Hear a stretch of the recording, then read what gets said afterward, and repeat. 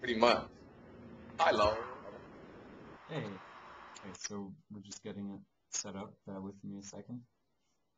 And Mark's gonna join too. Hey, Luis, Paulo, and Ray, are you there?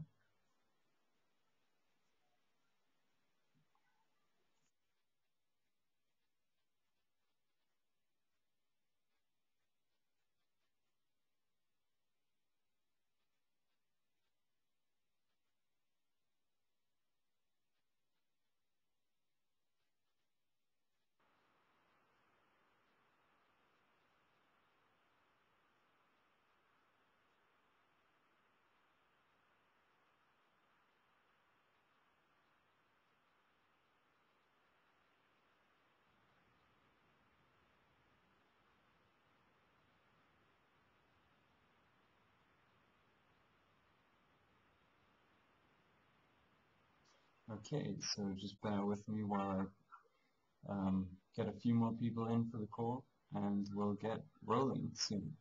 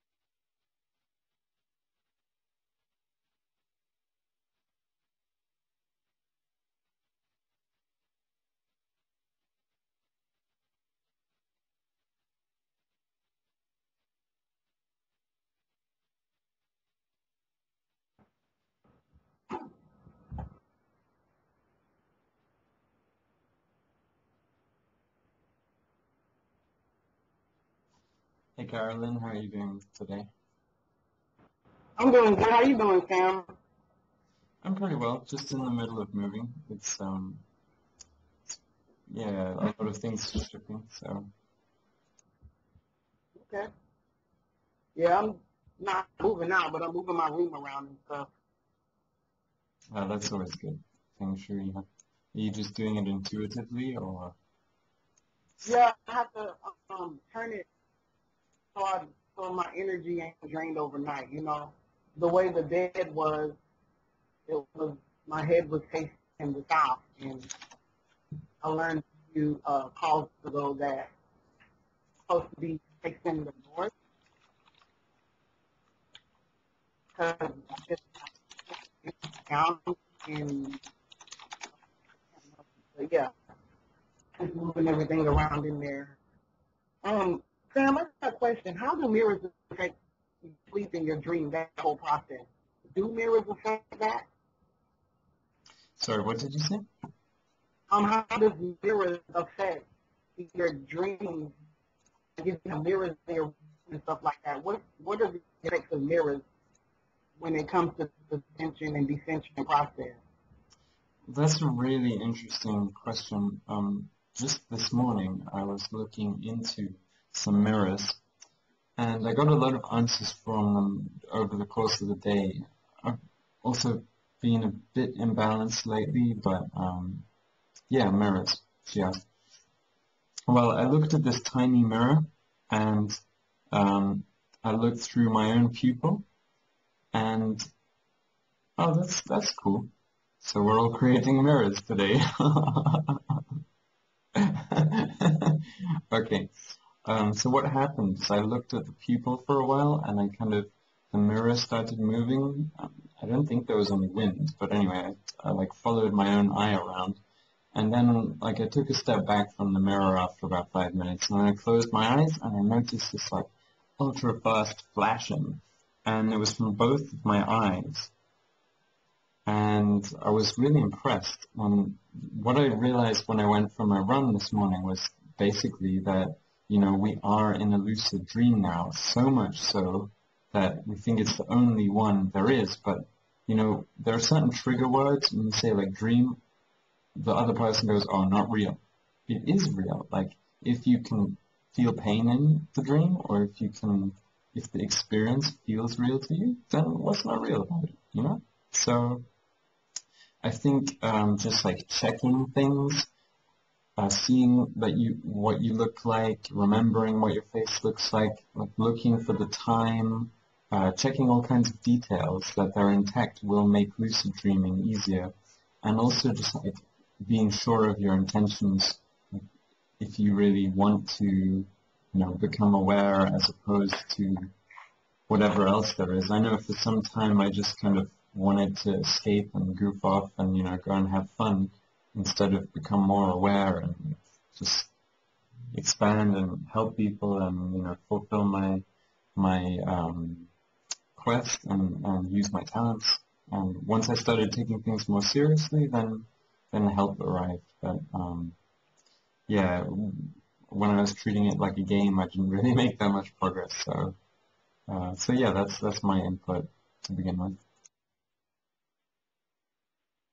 There's also a documentary I can link you to. It's called Breaking the Future, and it's all about mirrors and their technology. And yeah, it's pretty interesting because mirrors are actually made up of sand, and sand is, of course, what we measure our time in.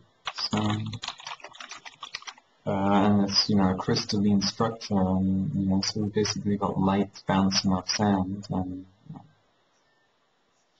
yeah, there's all kinds of analogies and metaphors you can deduce from that. And I get pretty easily overloaded these days when I start thinking in new ways.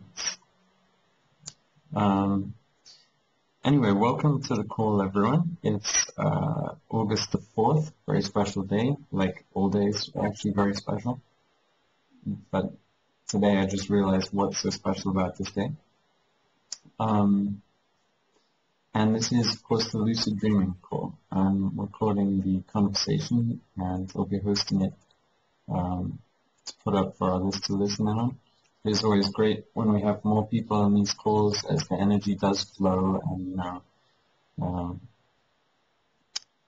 perception goes where energy flows and vice versa. So, yeah, if we have more people on these calls, it can be more expansive as long as everyone's flowing and, you are actually flowing all the time without even realizing it. Part of the knowledge with dreaming and with unlocking things seems to me to be taking it naturally. And like for a long time I really forced things, and like I said, I didn't make much progress, especially when trying to treat it, as just a selfish endeavor. Just like, oh, I want to do that because it's cool, but without any real reason. Yeah. So, do you have any more questions, Carolyn? Yeah, it's about plants. I was thinking, because I watched the documentary a few days ago, and it was saying how plants, how plants have feelings and all this other stuff. And I was wondering, they're alive on this planet, and they're basically still, it, to me, it's like, I don't know if I'm thinking too far outside about it, but to me, it's like, we're asleep, and we're experiencing things in our dreams, could it be that plants are experiencing things because they're in one spot, like they stay in one spot, just like we do when we're asleep? Could it be that they dream too, and they could be doing something in another world? For sure. That's a really interesting question. I think I read somewhere, there's so many things you can read, but this resonated with me, that a lot of the species on this planet have kind of agreed to merge into a human body to experience this reality along with like the same time scale, but like plants and plant gods and like lots of different species are actually wandering around, and they have a vastly different consciousness, and they somehow communicate with us. How would you know if you were talking to a plant if they were in a human body? Welcome, Denz. Does that make sense?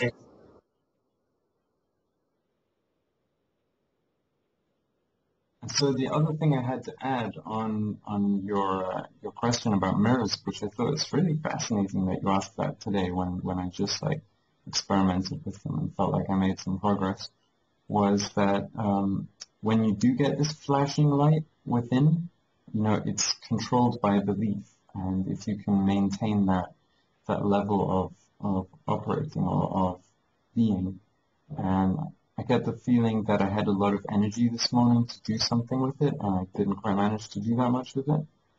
But it was very interesting to see that flashing effect. Just, it felt like I was bouncing off of my own reflection and like looking down the pupil. And yeah, it's really very simple. You just face a mirror and look into your own pupil for a while, and you know, what had I been doing before that? Oh yeah, I did have quite an intense meditation session about 20-30 minutes before that, so probably factored into it. But anyway, welcome, Denz, and I'm trying to add your friend. Oh, here we go, Mark. So yeah, if you guys want to share anything on lucid dreaming, I'm by no means an expert. And, I'm reading this really cool book at the moment called The Cosmic Crystal Spiral, and it has this one sentence which I really just love. It says, "The universe is not finished. It's looking for builders." That, like, for me, that's a lot of progress. Yeah.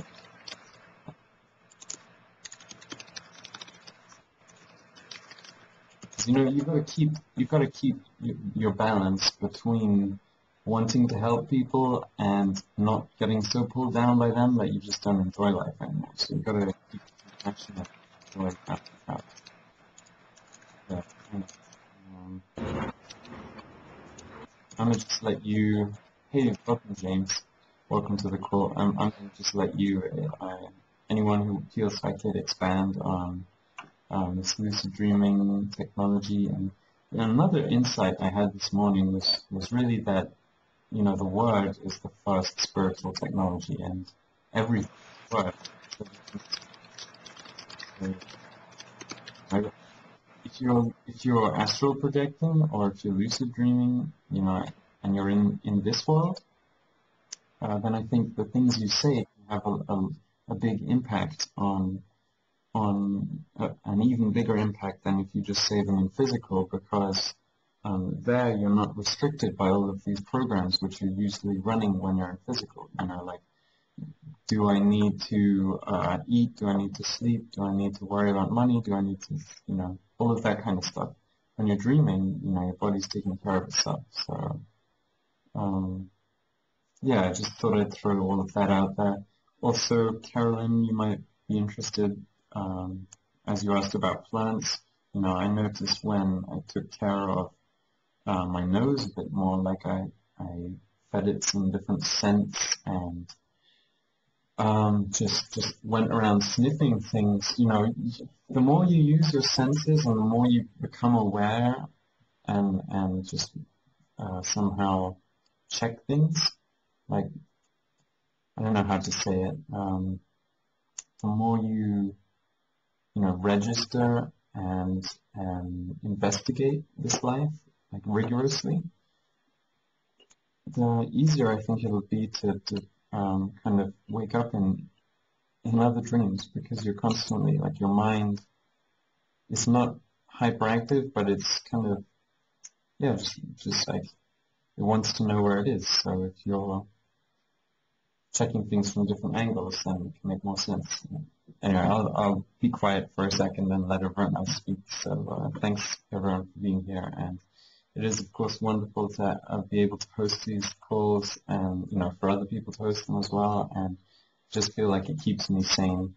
I don't know how all of you feel, but like, I start getting a bit kind of like just missing these groups when I haven't connected for a few days, because yeah, I just don't connect that much with other people, and there are always ways, but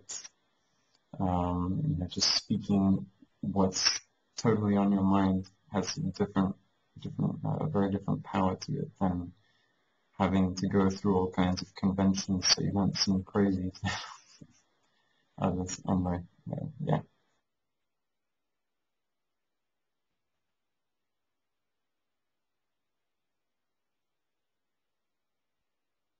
Silence.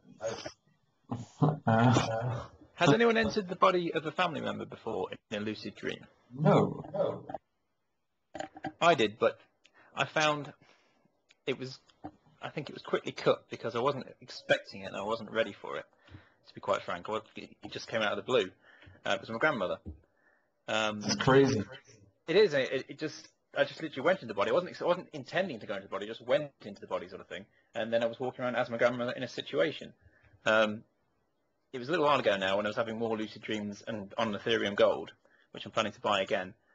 The other question was, if nobody had that experience, what other supplements have you found that really, really work, really, really heighten your ability to receive lucid dreams? I understand techniques that I'm using now, and like you say, being more conscious in your day-to-day life encourages consciousness. It's just sort of a logical progression. Not watching the TV all the time, not switching off into computer games, not letting your mind drift on its own. That allows you to be more conscious. Yeah, getting away from screens, because if you look into these screens a bit, like even if you just open up a Wikipedia article, they will actually tell you that the 60 hertz refresh rate entrains your mind like a binaural beat.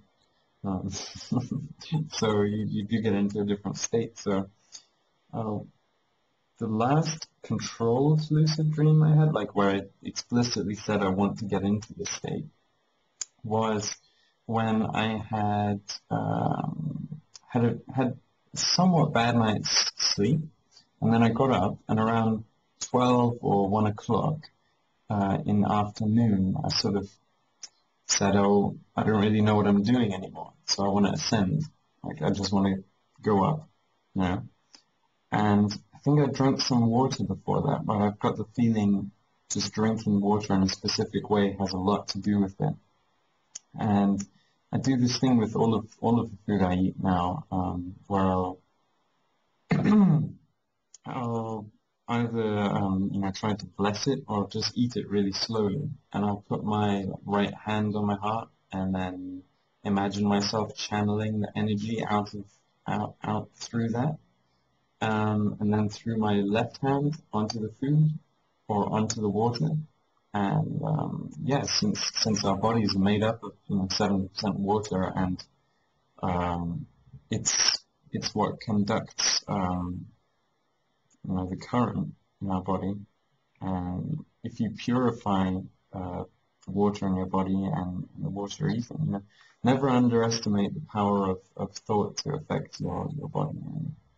And, I think some people have even said they've taken like Ethereum Gold or these supplements for 3 months, and then the effect suddenly stopped because they weren't taking it in reverence, kind of taking it with respect, and then they were like, oh, it stopped. Anyway, welcome back, Luis. If you have anything to share on lucid dreaming techniques, it's cool. We just discussed a little bit plants and mirrors and supplements and all those things. Basically how, we have this word, dream, and it makes people immediately snap into thinking it's not real. But, if you're experiencing it, it's pretty real at the time, right? So I appreciate that there's like dreams you construct, but how real do you think it can get and is just by default? I want to ask, before we get into that, how are people's dreams throughout this full moon? Was anybody experiencing a lot of sweat? Like they were sweating a lot when they were sleeping? They got really hot? I did in meditation, but not in dreams so much. Same. Oh, in the meditation you were sweating a lot? Yeah, especially on the back of the palms. for some reason. It wasn't particularly hot in where I was meditating, but the back of the palms were really, really warm. Yeah, you see, like, all full moons, man, my body heats up. Like, it was so crazy. Like, right now I'm staying at my mom's, so I was staying out here in the living room, and, man, it was just, like, it was crazy. Like, I soaked the whole sheets, everything, and, like, Wow. it was so much sweat, I was cold. The room was freezing because, you know, the air conditioner and all of that, and this happened to me, like, 4 nights in a row. Last night I sweated, but not as much as like the other nights. But it usually always on the full moon, coming to the full moon and coming off of the full moon, this happens to me. And I ran into a friend of mine a week ago when I was in New York, and he's studying Ayurveda, and he's just telling me that because my skin is like kind of burning a bit, like I'm peeling a lot. Little reptilian, now I'm playing, but. It's just like I'm peeling, my skin's peeling a lot, but he was just telling me that my chi or my kundalini is just burning up. And so I'm not sure, but I'm thinking like he was telling me I gotta stay off the spices, which I've been not trying not to season food too much, but and then again, you know, when you're out in the street or you go to a friend's house, there's nothing much you can do. But definitely something's going on, man. Like as far as this full moon, it's just definitely charging me up, but to the point that I can't even I can hardly sleep. Like yesterday, I couldn't sleep till like 5 in the morning, and I just have too much energy. But I have to cool myself down. I don't know if you guys have ever experienced something like this. An interesting story about a Indian musician. He got so hot when he was playing his kind of guitar type thing that he had to jump into a swimming pool. And I do think, you know, Kundalini has to be channeled, and we have to be a bit careful because these are really, you know, massive forces we're unpacking. And so my immediate idea was just swim, yeah, water.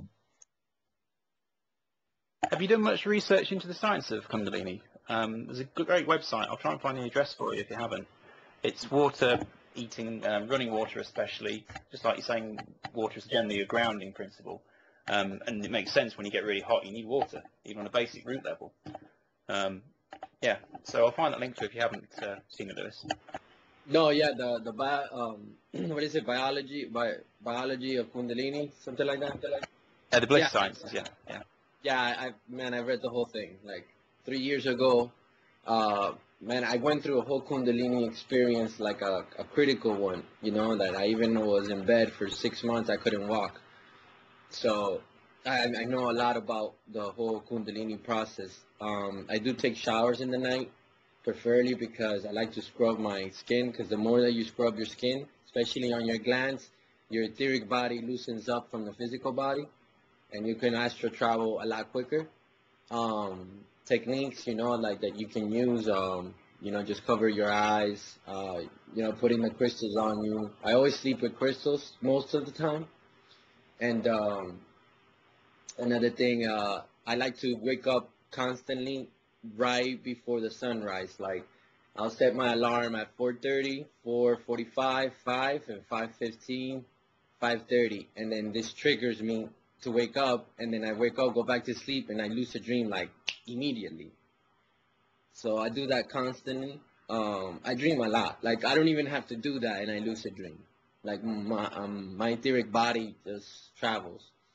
I had a session, a ceremony last night where my friend was telling me that my face was kind of shape shifting.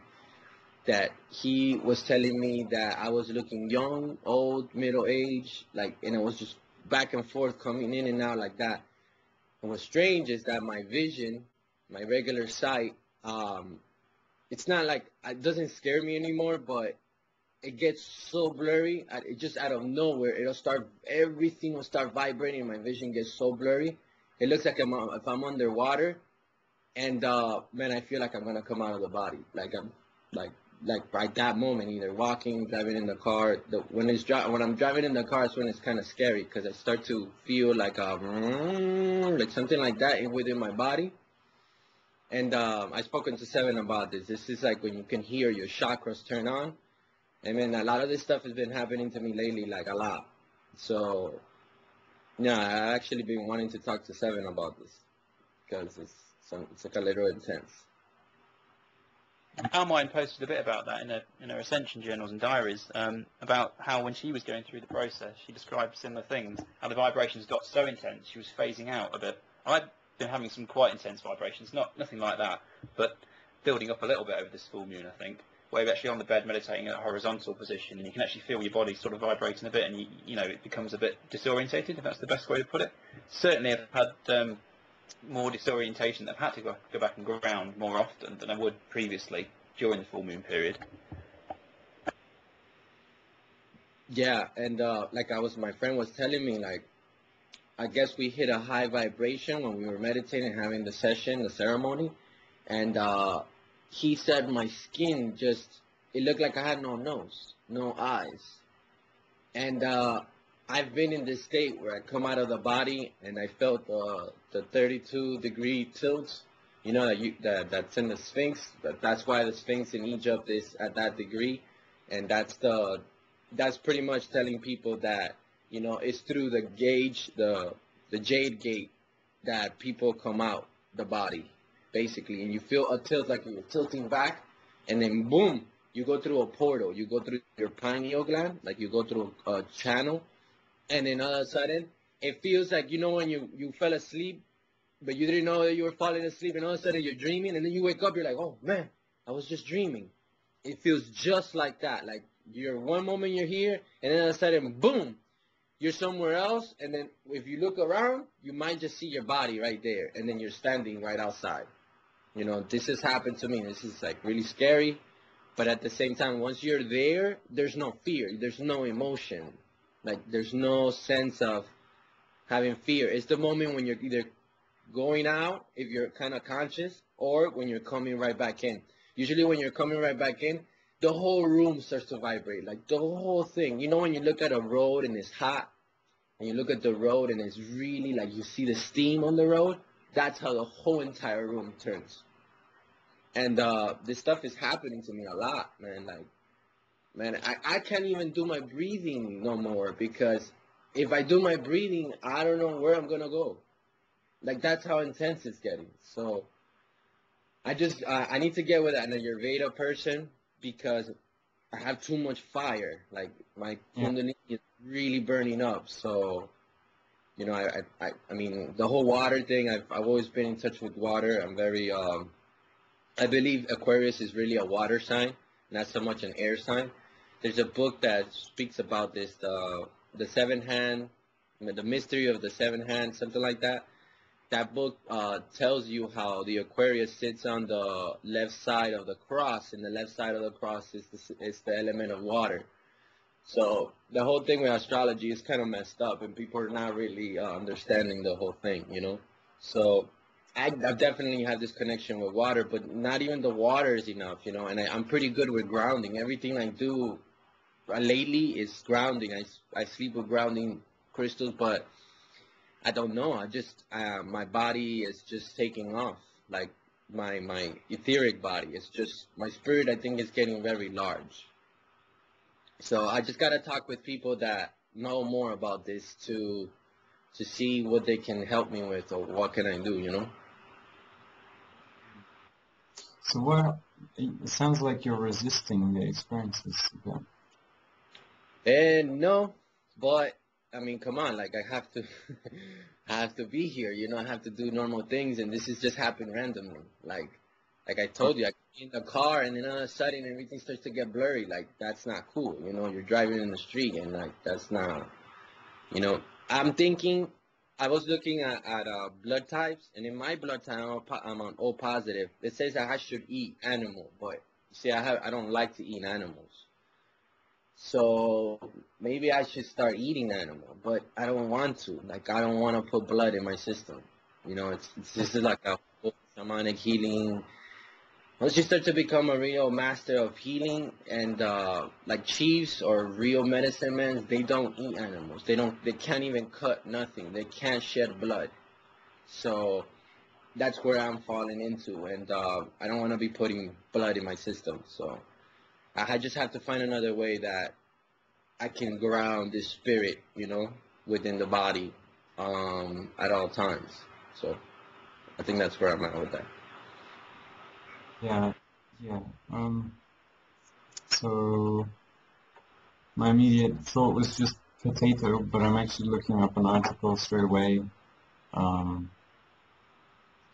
But James is also listening in. I'm not sure how much he's heard, but he's a cook as well. So wow, it sounds like quite a situation you've got there, and I hope we can resolve it. And that James, the other James, also has some thoughts for you.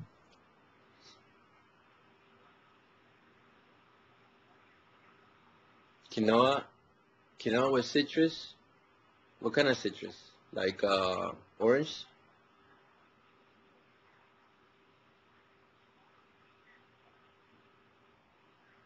Because I eat a lot of quinoa.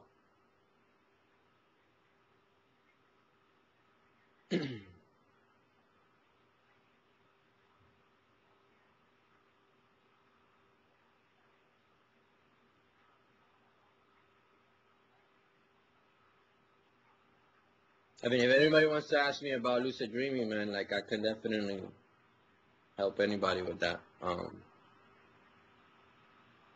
Yeah, can you go into a bit more detail on the 32 degrees thing and exactly how to reliably get into that state? Because, yeah. Say that again, Sam. I'm sorry, I couldn't understand. Can you go into some more detail on the 32 degrees and the Jade Gate and how to reliably get into lucid dreaming? Okay, there's this book. It's called Astro. I think it's called Astro Travel. I'll get it for you. I have it. Let me just pull it out. This book explains it to perfection, like what you can do. It explains how you should sleep on your back, not on your side. It explains how you go to different types of worlds of your consciousness, if you sleep on your left side or your right side. It tells you how, in the paralysis that you get, that you feel like you're here. Like, for example, I have a lot of dreams where, like, if I hear people in the house, I can hear them, but I'm in the dream as well. Like, I'm completely lucid, but I can hear people here in this physical world. It speaks all on that. It speaks about, the paralysis, like you feel like you're not in the body, but you're not either in your astral body. You're like in between both. And then you feel like either something is pulling you down or something is pulling you out. That feeling, I've been there. I've actually, at that moment, I've actually seen something where I would call an angel right next to my bed. Like, it was like this light being, and his eyes were black, completely black. And then it was just like telling me, "Are you ready?" And then I was just like, "No, no, no, no!" Like I was really scared, and I just grabbed onto the blanket and my pillow. That happened to me the first time I went to Costa Rica. That happened to me over there. And see, like all these things, this book would explain it like tremendously. I think it's even in the group. If it's not in the group, I'm gonna put it in the group, and I'll shoot it here on the chat box. But this book is the best. Like this book explains the whole entire thing. Let me get the book right now. I have it. I actually have it. Let me just put in my hard drive, and then I'll pull it out. Coming from you, that means a lot. So I'm definitely going to read that. Yeah, it seems to be a guide. I just thought it was very interesting that 3 people had mentioned they'd been making their experiences with mirrors now, and I wanted to ask if anyone else had been having some experiences or being called to those. I suggest people do not sleep with mirrors in your rooms. Don't put pyramids in your room. This stuff is no good. Like, I don't know how much people know about magic, but don't mess with mirrors. The only mirrors that you should even mess with, and you have to be careful and read a lot about it, is black mirrors. Because they will pull your soul completely out of the body, or your spirit, whatever, and you will go into the mirror, and it will shoot you into another dimension. Like, this is no joke. So don't put mirrors. Mirrors are no good. I've yet been able to see come out of the body or been in lucid dreaming and find something to see my reflection. See, Seven has done this.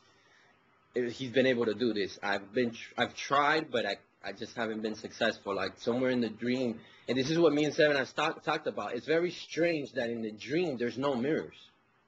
I've been looking for mirrors inside my dreams, and I can't find one. So that's another real strange thing. Like the dream can be like my house, for example, like a friend's house, and I've been there before, and then I'm looking for the mirror and I can't find it. So that's very strange to me. Like I don't know what's going on, but they told me, several people that know a lot about magic, white or black magic, they tell me don't put mirrors in your room. Do not sleep with mirrors inside your room.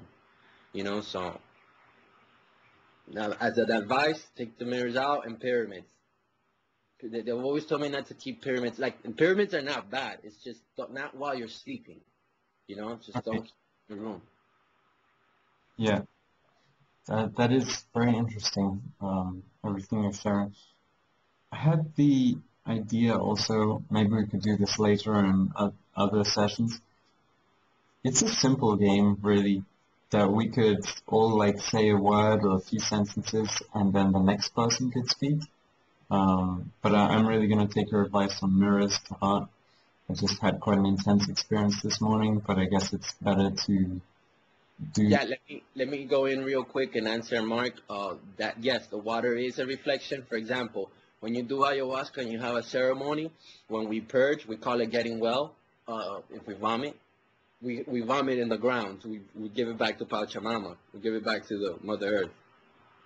But we tell everyone that if they go to the toilet, let's say they need to go to the bathroom, they have diarrhea, whatever, they do not to puke on the water, because every negative thing that you came out, you bring it right back into you. The moment you look at the water, it reflects right back into you. So, for example, if a spirit came inside of you and through your dreams or whatever, because remember, you take in spirit all the time.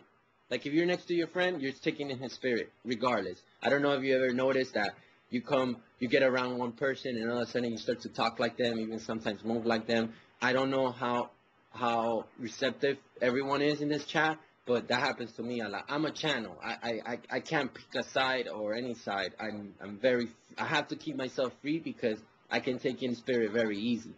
See, I'm a generator, so generators are like a portal. We're like a vortex. It's our geometry is designed like that. So when we do these ceremonies, we encourage people not to ever throw up on the water, so because it's a reflection. There's also another insult to the water kingdom that we piss on the water. You know, we're supposed to piss on the earth, not on the water. But then again, you know, we're in the matrix. We have toilets and. You know, it's kind of difficult to go outside and just, you know, go pee. But all this stuff is important. Like, the indigenous speak a lot about this. They were taught by, like, for example, the Dakotas, they were taught by, what do they call, white calf buffalo woman. And supposedly she was, like, something kind of like Jesus, something like, kind of like these enlightened beings that appeared out of thin air and brought a message and then vanished. You know, and a lot of this stuff has always been spoken about, you know, not to look into water, especially like if you're channeling something negative or, you know, you're purging into mirrors, to be careful with mirrors. The only mirrors that make you travel into the other side, what people call heaven, you know, afterlife, whatever, is these black mirrors. There's this guy called Brian Weiss. I think he's an Illuminati. I think he's a Mason because I found out later on something about him. But I read all his books. The man is phenomenal. But in his books, he speaks about that he's done that he sat in his chair in this dark room with a mirror right above him, and it was a black mirror. And just through his breath, he was able to completely go in through the mirror. He went right in through the mirror. He explains how he went through somewhere where it's a portal. It starts to get really cold. And I know because when you come out of the body, the physical body starts to get really cold if you're in between. Like if you're starting to come out or you're coming right back in, you see the body starts to shake and shiver. because the soul is fire. It's pure fire. I seen my spirit. It's like a blue flame. I seen my hands. Like when I move my hands, it's just blue. It's like this blue etheric flame. So when you go in through this portal, he speaks about it. When you go in through this portal through the mirror, it's really dark at the beginning, and then there's this fine little light, you know. And then when he goes to the light, he's been able to see his past, like ancestors or his grandma. And in his life, his grandma had died, and his grandma was telling him that it was not his time yet, and that he needed to go back. And by the time when he was coming back, he was gonna die. Like he can feel his heart stopping, and his body was getting super cold. The man that was taking care of him when he was going through this process told him, "You went for too long. Like you went for too long." There's this other book that I read about the tarot. There's this guy that created this tarot deck that I have, and and this tarot deck that this guy created, and he designed all these designs, right? And then this guy wrote to him, and then the guy sent in a bunch of drawings, this unknown guy, and then all of a sudden, you know, they started talking through letters, and then asked him to come to England. So he bought him a plane ticket, the whole nine. The guy didn't even know why. He gets to England, he was like really spooked about why this guy paid for his ticket. Well, the guy was a Mason, and then the guy told him that he's seen the same images that he designed in the tarot deck, that he wanted to help him and expand them, and that there was a collective of groups of people in the world that knew this knowledge, and then he just kind of like wanted to pass it down to him because he believes that it's going to be in the right hands. So whatever, to make a long story short, the guy in his house, he lives like in this ancient castle, whatever, in England. So in the backyard, he has this big clock, this stone that it looks like the 18-point cardinals, and in this stone they had these figures, and then inside this figure they had these gems and stones. When the sun hits them at a particular time, the stones start to light up and they turn on.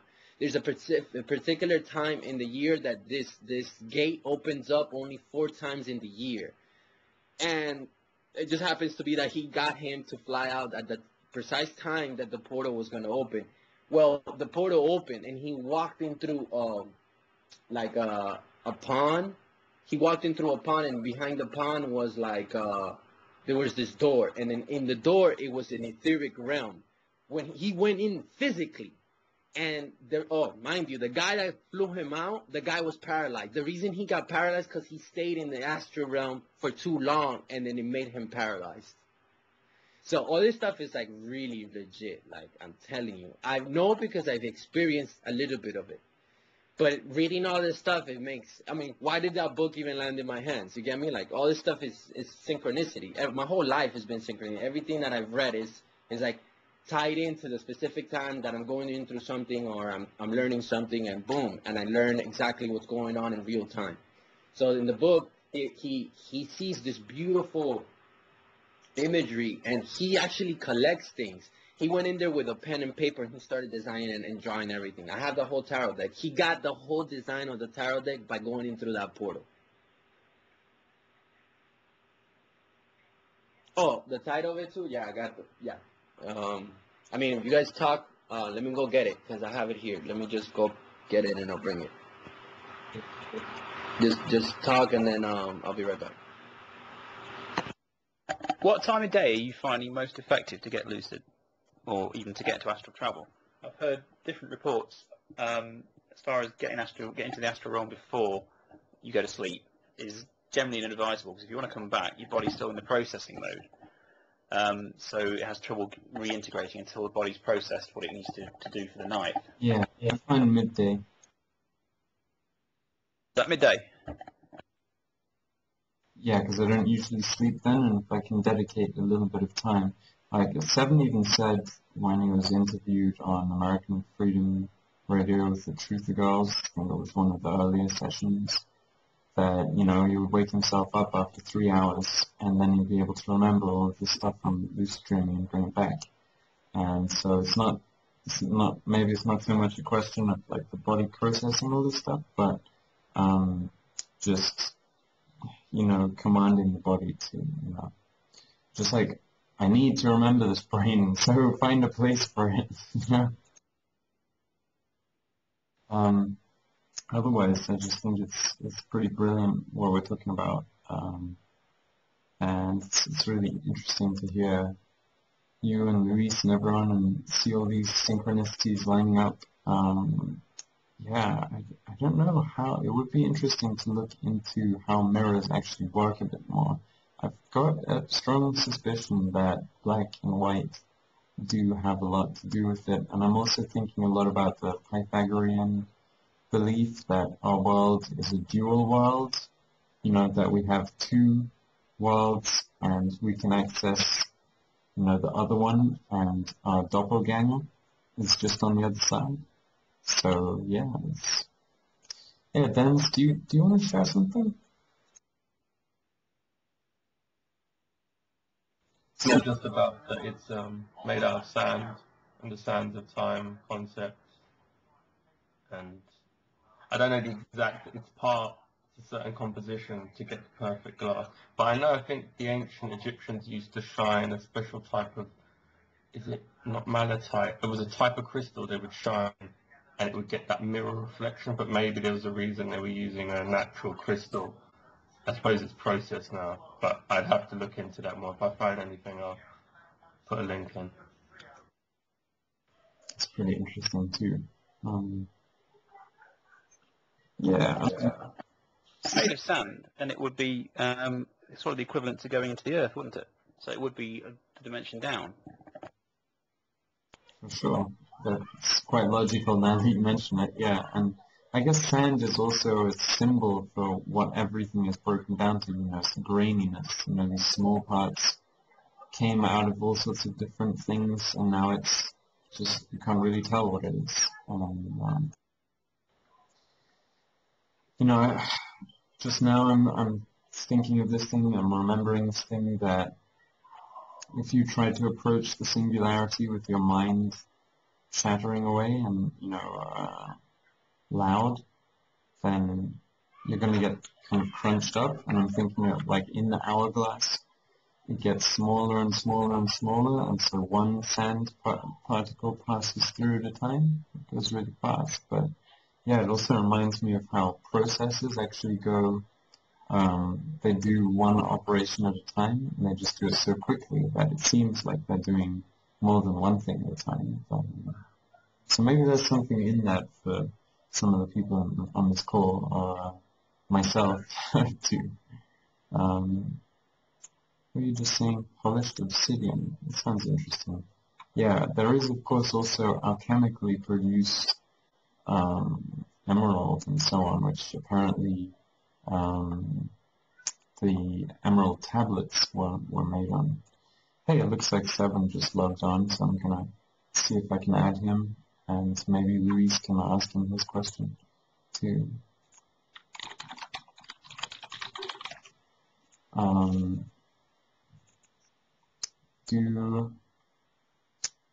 Does anyone have any specific questions? I had a question for Luis, but I guess it's not back yet, which was, maybe some of you can answer this. I want to purge my body, but I'm encountering resistance from it on a physical level. Are there any sort of mechanisms I can go through to start the process of purging, other than, you know, doing a cleanse with water and, you know, an internal cleansing kit? That's already on the way. But there, you know, I'll go for runs every day. But it somehow feels like it's not fast enough. No? Anyone got experience with that? I was cleansed once on the astral in Lucid Dream before, actually by the council. I didn't actually go specifically seeking them, but that was the result of the dream. And it did free up a lot of energy in my brow chakra. So generally I think it's all connected. I think if you were to work on your emotions and work on any emotional baggage from past experiences, that would free up the physical as well. So if you can't attack it from a physical point of view, switch it, you know, and look at it from a different direction if you can. Yeah, definitely. Are you aware of some of the techniques for removing emotions from certain events in your past at all? vaguely, but if you could go into more detail, that would be great. Yeah, certainly. I'll bring up the link for it because it explains it a lot better than I can. But it's mostly just finding a pivotal point that's been repeating through your life, looking back on it, and realizing that it was a lesson, accepting it, and trying to take some of the charge out of it, trying to take some of the negativity out of it, and working with it from there. Because it will spiral into your life, especially if it was something that was quite impactful for you at a certain age. Yeah, that But I'll get the link for you. really resonates quite a lot. I think there's some uncleared up baggage for sure. So Luis, are you back? Yeah. So the book is called Legacy of the Divine Tarot, Yeah, and, I'm back. and it's by Ciro Marchetti. Ciro Marchetti. That's interesting. Yeah, man, that tarot deck is awesome. Like, at least the book that it comes with. The book, it even talks about like the change of time. Like, I mean, the change of the age. It speaks about how there's these forces, meaning like good or bad forces. They, hold on, give me 1 second.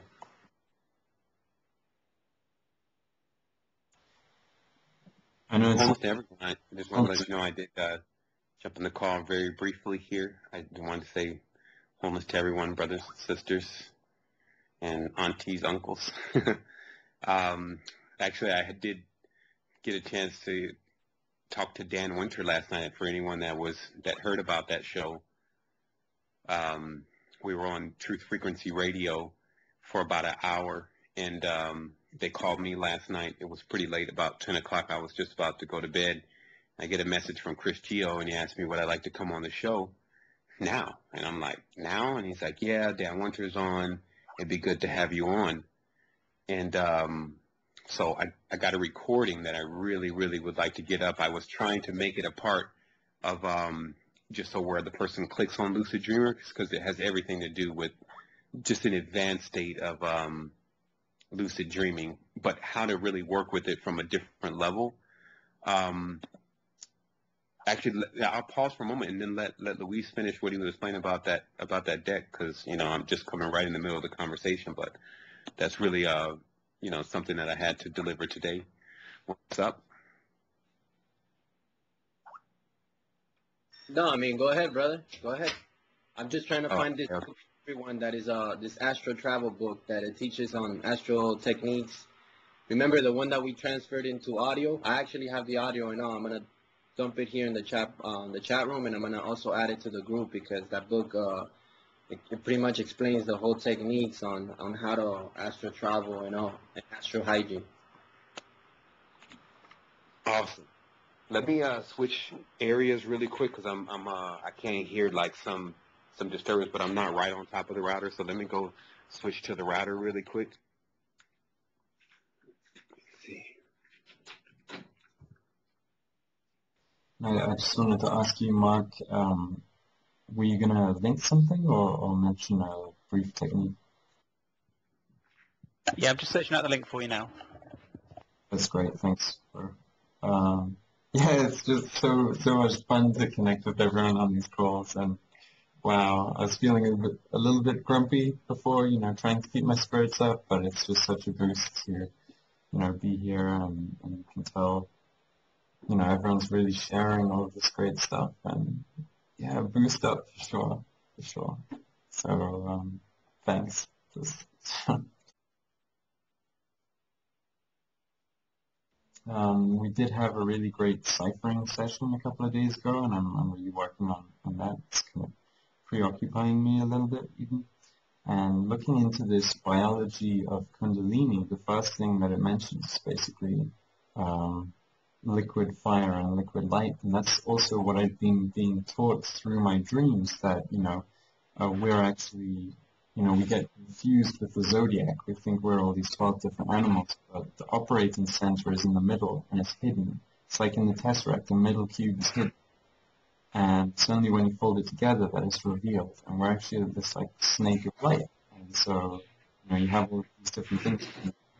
But, yeah, anyway, I'll let you go ahead and say what you're going to say.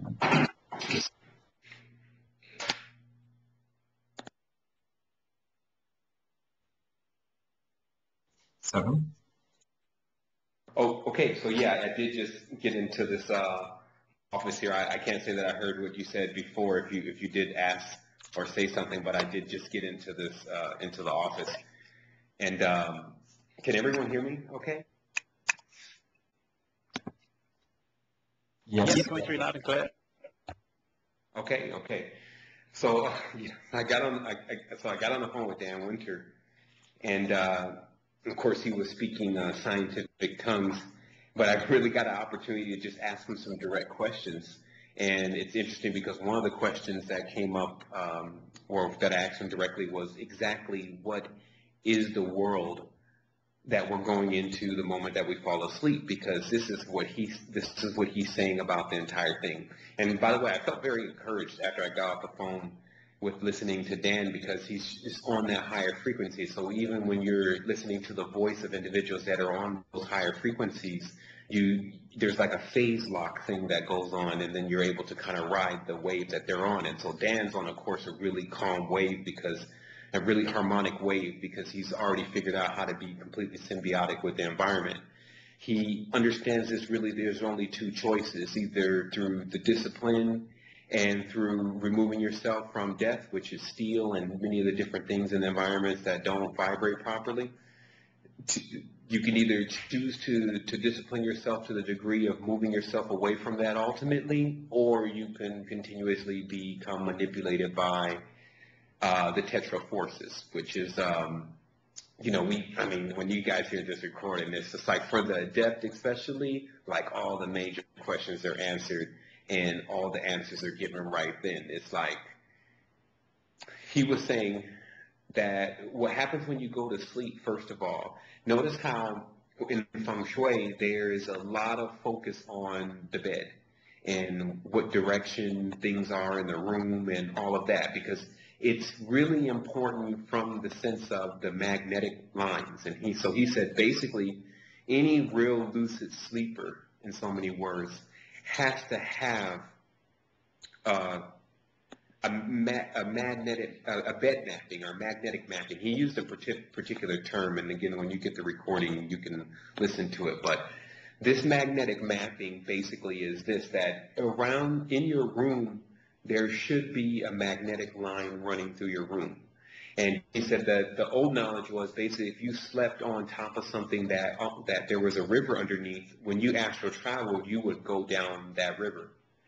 And so it's the same thing with the magnetic lines in our house. When we astral travel, we go down that magnetic line. And so, of course, with the way that new properties are built and the steel structures and all this, of course, the system is arrayed within the human. So generally, they don't get a chance to take full control of the dream. Full control of the dream equals that you have basically created all of the layers that are necessary to make a reality. And how this is governed is that you have to figure out the perfected balance of gravity.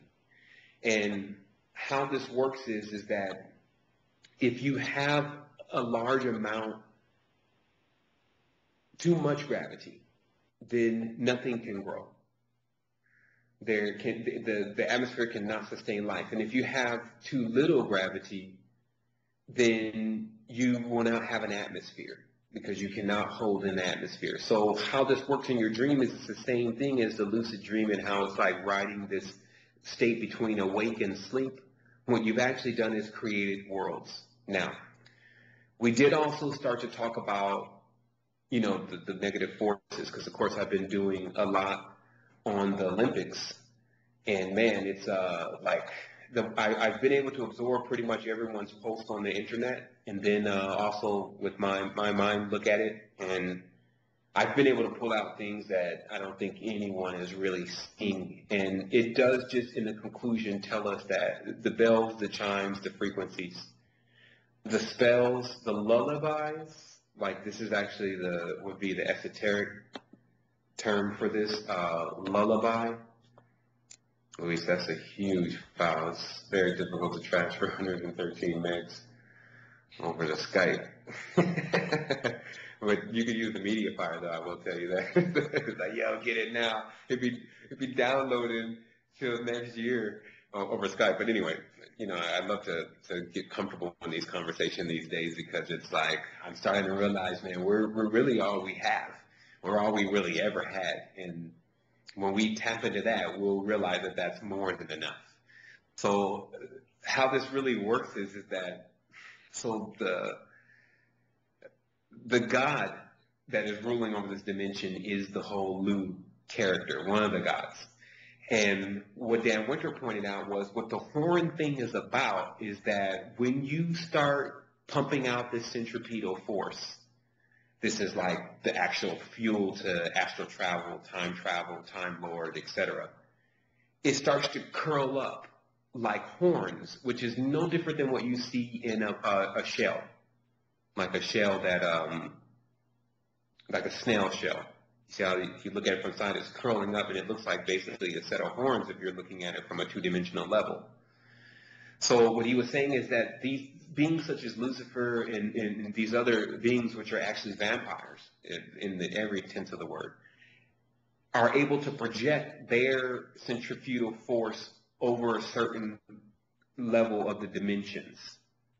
And this appears, so they do have these horn things, and which he said, which later on end up, if you can completely get to the next level, they spread out like wings, and you can see this in geometry.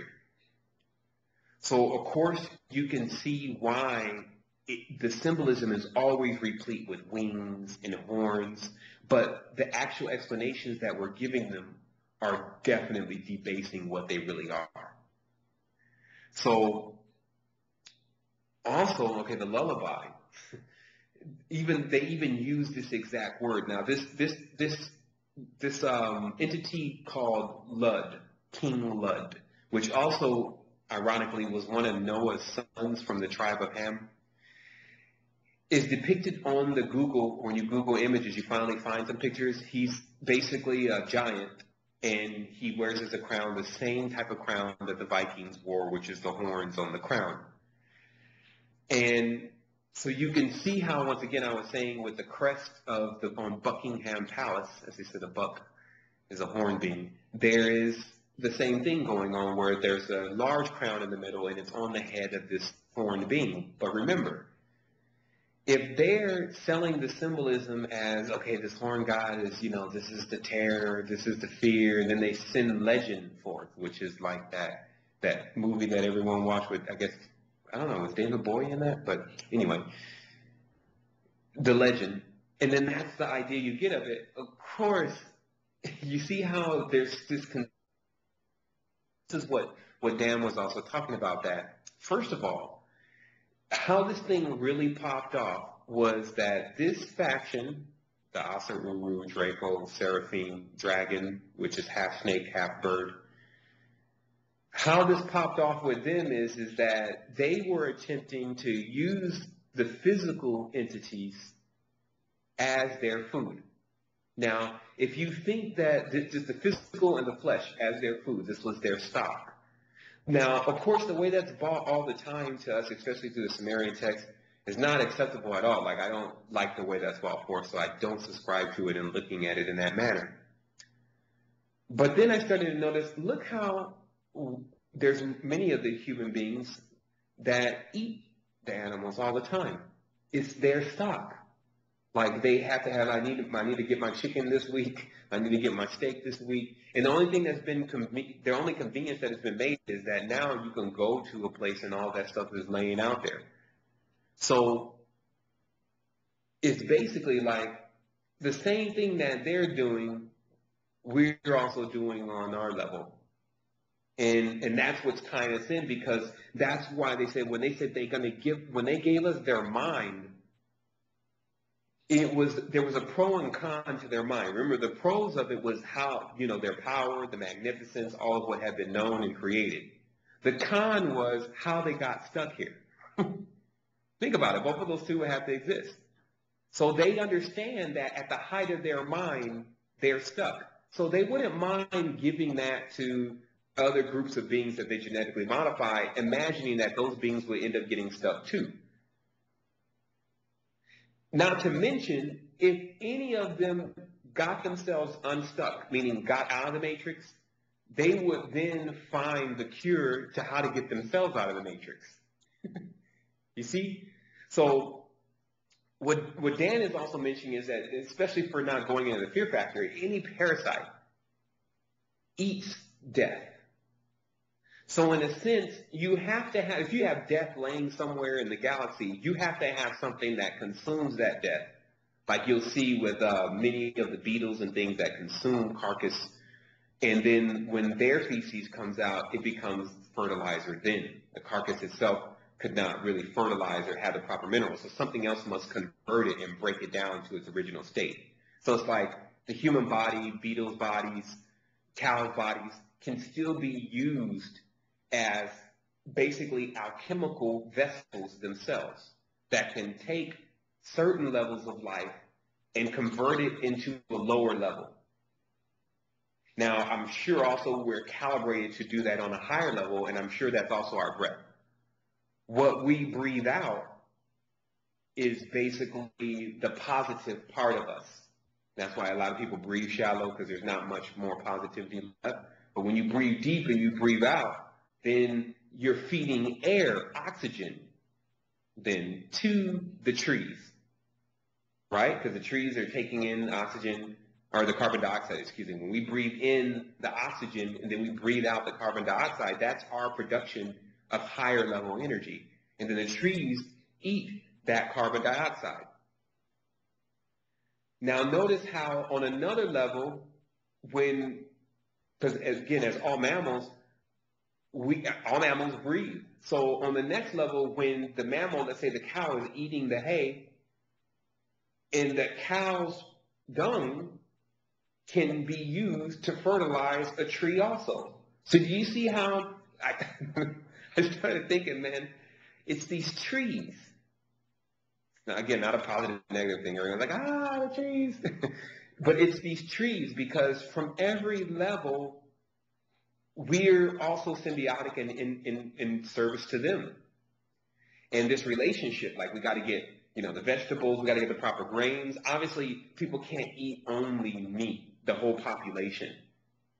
I'm sure not only would it cause extreme mental problems, but it would also cause an extreme physical problems, because our being as the mammal body was designed to eat a lot of vegetation.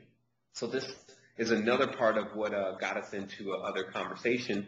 And someone even copied and pasted something over, which I'll copy and paste into this chat box, about their whole dissection of whether or not, basically, if another life form lives here on this planet, what that life form would have, that's not symbiotic to us, what that life form would have to consist of. So based on all of the things that has been discovered and about our blood and about physics, etc. And so I'm actually trying to paste that in, but I'm going to have to break it up into two parts here. So just give me a moment to do that. So all in all, what I've really been noticing is that there's this extreme level of harmony that you do have to have. It's like you're really cool about the situation while you're going through the situation. And this is virtually the only way to, as Dan was also speaking about, to keep out of the vacuum, clutches of the vacuum. Meaning that the way that you accelerate through this dimension itself and actually build these multiple planes that allow you to project yourself into your real expanse of who you are, the way to do that is to begin to eliminate within your mind this really disharmonic force. I'm just trying to copy and paste at the same time. There's the first part of it, and so I kind of lost my exact point there. But let me just get this in here because I thought it was some valuable information. The guy sent it, and I do have a quick question for you, if you wouldn't mind. Sure, go ahead. So my idea is that one of the ways they manipulate people, and this was also verified in a dream was that everyone's looking out for who's attacking them physically, and that's the way it's portrayed in the movies. But what you were saying made it sound like they're just feeding off our etheric force, and we're not using it for ourselves, and we're not really giving it to our environment. So the vampirism takes place in a different, more subtle force, and could that also be why it's so romanticized and why it's so, promoted? Would you say that's accurate? Well, I would definitely say that is accurate. I did miss a few parts in your dissertation there, only because it was breaking up a little bit, which also makes me question if I'm breaking up to people when I'm talking right now. But I guess everything is clear because someone would have said something. But what this is being perpetuated by? Let's talk about that, because of course we're living in a reality where this is going on. So this makes us obviously have to look at, where is all this really coming from? And then, we've adapted new traits of saying, well, it's coming from self. So we've at least got it narrowed down to inside of us. And that kind of allows us to be able to corner it in a certain way. Because if you don't know what's going on, this means that, oh my goodness, there's so many things going on, I can't even narrow it down. But obviously, again, with the developers of the reality versus the controllers of the reality, there's a difference. Because when the developers are pro-death, then this means they can't create life. So this means that, in a sense, we are being used to create the life in the reality. So let's get that straight. So it's in the same sense also why we would till a field and we would grow crops and we would keep having babies. You see what I mean? So there's this interest in us delivering life. So obviously with their energy situation, and then we'll get more into who there is, but their energy situation is exactly opposite. That they must convince us to continue to produce life while still themselves getting greedier to take life. Because, again, the more life is produced that they could tamper with and pull energy from, because they don't exist in the sense that it would be very difficult for them to interact with our reality if we forgot about them one time. If for just one time all of Earth forgot about the negativity, it would lose anchor to Earth and it would never catch up. It would not have the power to catch Earth. What it's doing now is that it's kind of latched a hold of Earth and being fed off of the fear and the negative energy that somehow it's been able to cause. Now, these forces are narrowed down to, as we were talking about last night, Yahweh, the Tetragrammaton. The reason why is because the Tetragrammaton is the number 4. 5 is the next step for basically creating centripetal force, phi, waves, curves, spirals, all of that. Squares don't create that. So this is why the Tetragrammaton was known as a clone, because it cannot reproduce in the same way of how we're reproducing, because we are 5 in this sense. We have this baby thing we can do, and we have this belief, motivation, will thing we can do. It's not even present in this being. This being is like dealing with Spock. Spock, he's not grinning, he's not happy, he's not sad. I don't even think we ever saw Spock grin. But that was the whole idea of the Vulcan. As I said, that when you look at the pentagram and you see all these V's, it's for 5 planets that begin with V. I've, of course, identified Vega, Vulcan, and Venus. And there's 2 more V's that have still yet to show themselves. So, again, their step 4 is necessary to get rid of the decay that has been accumulated by step 3. This is matrix. It's like in multiple matrices, up until the point where basically as you're ascending and descending through these matrices, what you're gaining is the ability of how to project your own. So that way you can move through your own without any what would be hindrances. Because right now, if you try to go into the astral plane right now, I say, let's go on the astral plane right now, there's extreme hindrance. Even with lucid sleep, if you say, I'm going to let you sleep tonight, then you wake up in the morning like, man, it didn't happen. So there's a hindrance there. So what this has to do with is exactly how many fields that you can go through and that you have access to and that you can project. And you have to be able to, like what the numbers he's using is 9, that there's 9 fields that are projected that end up collapsing into one complete field, and this is seen in physics. So again, where this leaves us, and we also talked about Kundalini being also what he calls bliss in its contagion. And that's 100% truth. If some people are on the line like, well, shoot, I know that centripetal force is going to be very difficult for me for several reasons, have no fear. This is catchy. So the moment starts to get into the proper arenas, and certain individuals make the choice, because remember, some of us, as he talked about, the ascended masters have a lot of addictions. You really got to hear this conversation, because again, it was like special night. Anytime something happens when you don't even know it's going to happen, it's always going to be special. So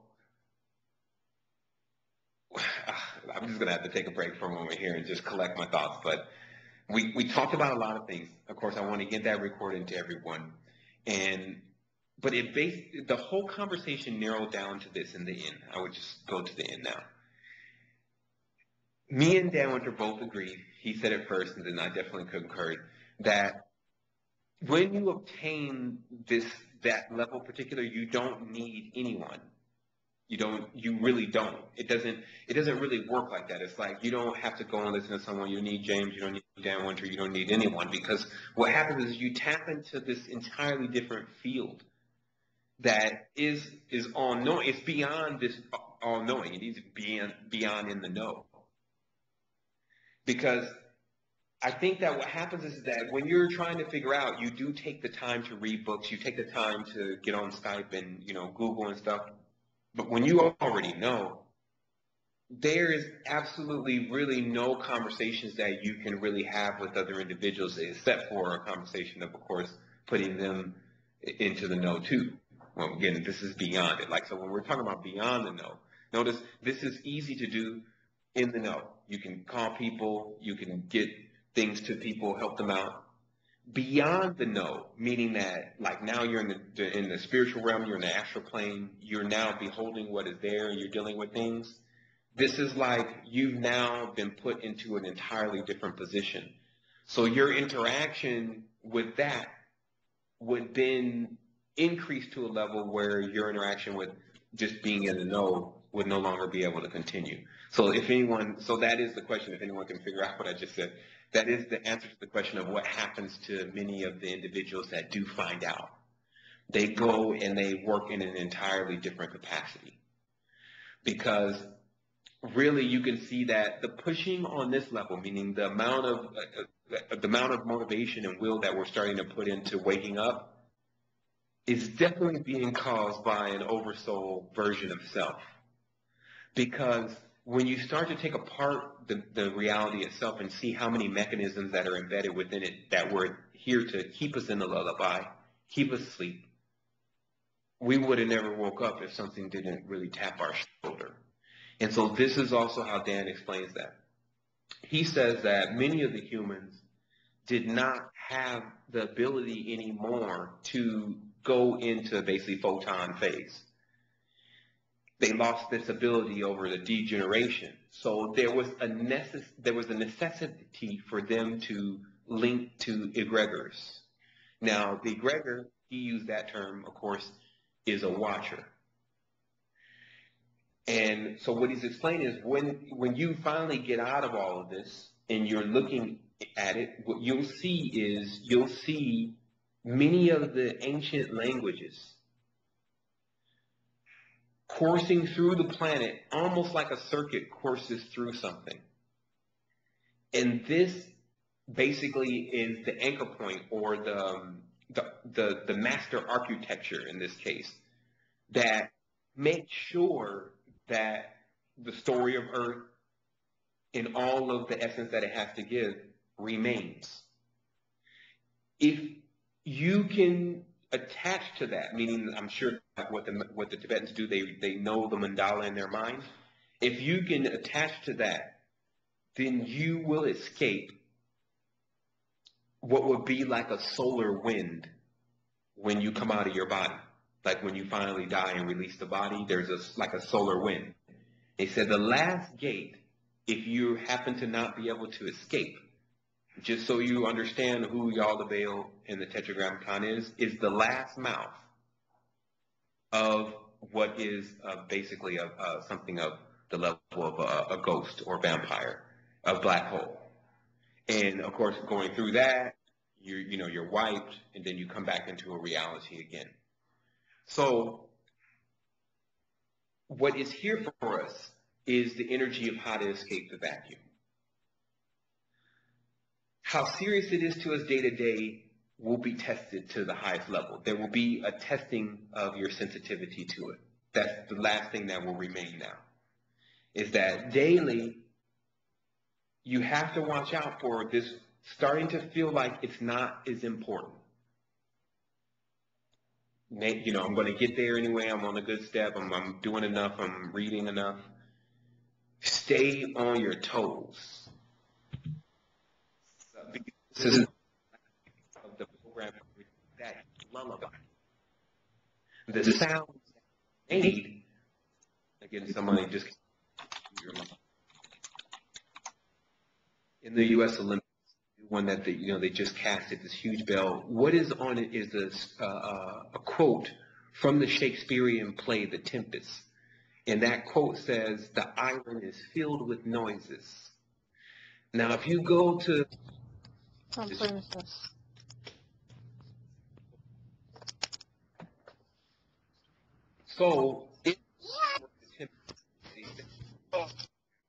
that is mentioned, which again is the island is filled with noises, you will find right in that paragraph that it continues that, yes, these noises are made to put them back to sleep.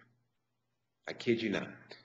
If you go to that exact paragraph in that thing, because they wanted to make that one statement because they wanted to make everyone think, oh yeah, the Olympics and the bell, the noises, the cheering, yeah, it means a lot of noises. No, it's a noise that is made to put everyone back to sleep because people are starting to awake, right? See, I think that, again, we have to really start pulling this apart on another level. Just gets really, really serious within self. It's not a fear. It's just, it creates almost what it becomes an adult. Like, notice how people who are really adult with it is because they've been through some situations in life where they know that when things have been, they've even maybe had to overcome death a couple times. Like, if you look at a lot of the older people who've been through Vietnam and stuff, there's like another layer of sincerity or severity to them. And this is because they've been in situations where they've had to make real decisions. Now, what's being pointed out is what they want to do is continue these cultures where the city and state plays the mommy and the daddy, and then even grown adults feel like children because they're not allowed to have weapons, they're not allowed to have a say-so in this, they're not allowed, they take away everything. Not saying they need weapons, but I'm saying the whole act of removing the level of protection that a person feels like they need to have basically makes them like a child, especially if that happens to them. Meaning that if you got this guy all his life, he feels like this gun can protect him, and then the state comes and says, no, we're taking your gun. From that point, the guy feels from that point that he's like a child without his gun anymore, and the state is now supposed to protect him, so now the state has become his parents. And this is again why they showed in the Olympics the nurses taking care of the children rather than the parents taking care of the children. So I know that there's something big is brewing on the horizon, and in regards to definitely something positive, because there's some powerhouses already here. Like when you look at your Santos Bonacci's, your Dan Winters, several individuals, I can at least count 4 or 5 more individuals, are coming across this kind. I was listening to someone today, man, and it was like I thought they were taking my words. But I realized that those are not my words. They're the words of the higher state of consciousness. And when an individual accesses that, they all really start to say the same thing. And then when a person does not have access to it, it's really easy for people who do have access to it to know they don't have access to it. They sit down, they listen for a moment, and if there's any type, if it's not current and up to date, then they already know the person has somehow lost their connection. And then they'll attempt to reestablish that connection for them. Remember, we have to start looking at a lot of this, scanning all this information to figure out how we're going to start reconnecting people more. Let's never forget about that. And the reality of a lot of this is that all of the information is available, but it is a lot. Like when I just think about how much I talked to this false reality, I need to know that individual's name. I don't even like to, call him that name, but I talked to them this morning because that was they also referred me to Chris, I believe, that night to call and talk to Dan too. And I talked to him this morning, and we exchanged a few books, like I would say about 12 to 15 books from authors such as George Carey. Another author here is, of course, Dushara, which is another author that I just, another author, right? Another author that I just came across their information, Levashov, Nikolai Levashov, who's been killed in June by, I'm sure, Russian secret police, and his revelation of the Slavic Vedas, and his thorough explanation of what he also is saying is the same thing as Dan Winter is saying, entity that does go through planets and drink it like juice. But this is only because, here's another thing that's brought up. Remember how we pulled those designs that we were coiling through space? Basically, the sun is moving, and then the planets are being pulled by the sun to the gravity, and everything's on a coil, but still speeding through space. What happens is that we are in the constellation of trappers. We're going through that constellation, that area in the astrology right now. And many people at this point need to work heavily at not getting trapped. And I'm going to speak on that just a little bit here. Notice how, if you study the animals, there's a National Geographic series. I believe it's National Geographic. Actually, I don't think it's National Geographic. It's just called Life. But it's a series of animals, insects. They do it in different segments, and it's like National Geographic. Recommend you turn off a lot of these speakers, including myself, in order to take a look at that for a moment and watch the animals from your new level of understanding about what's going on. And what you'll see is, again, there's a certain time where during a migration, now obviously a migration has everything to do with ascension because migration is the state before ascension, right? Let me stop this recording and start it again because it looks like I don't want it to lose what we have already. All right, we'll start it again. This migration is the point in between ascension, because if I say I'm going to ascend or I'm going to descend, but I need to travel first or transmute first. So that's the migration. So as we're migrating, just like when you see that little turtle going up the beach, there are birds at times that will try to swoop up those turtles and even know that that is the time of the year that the turtles come through. Now, of course, from the grand dynamic, as a human being an apex being that is immortal, of course, you cannot be consumed in the sense that you could be gotten rid of or you disappear. But when they're saying that the soul is at stake, what this is really about is the soul in consciousness of itself is what has been gained during your experience here on the earth. If somehow during your lifetime you end up becoming completely convinced one way or another to take in things that are not even really real and you base yourself on that completely, then in the period of you taking on what is not real is called the selling of your soul, or basically putting your soul into some type of sphere, narrowing you down. Okay? So what we do have to be concerned about with trappers is that they don't attempt to put cells around us that limit our true potential, because that's what trapping would break into from our level. See, from the animals, it's a simple physical net. For us, it's all ethereal. And of course, when we had third eyes, we can see where we were going. We knew when it was time to put up our guard, and we knew it was time to take a deep relaxation and break. So this is, I guess, the bulk of what I had to bring today. Of course, the recording lends a lot more credit to the exact explanation of what is bought for. There is some application tools there, my favorite. I was able to use, there's an app device from Apple called the Fossil. I know Luis he's the king of apps, so he'll hunt it down for you. It's called Fossil, and what it is it's a, let me put it in the chat box here, iPhone app, Fossil. And then in there's what they call a Tesla meter. And what this Tesla meter does inside of this Fossil app, which is also free, actually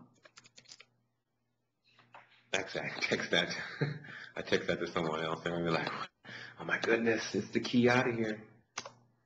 Hold on real quick, let me tell that person like,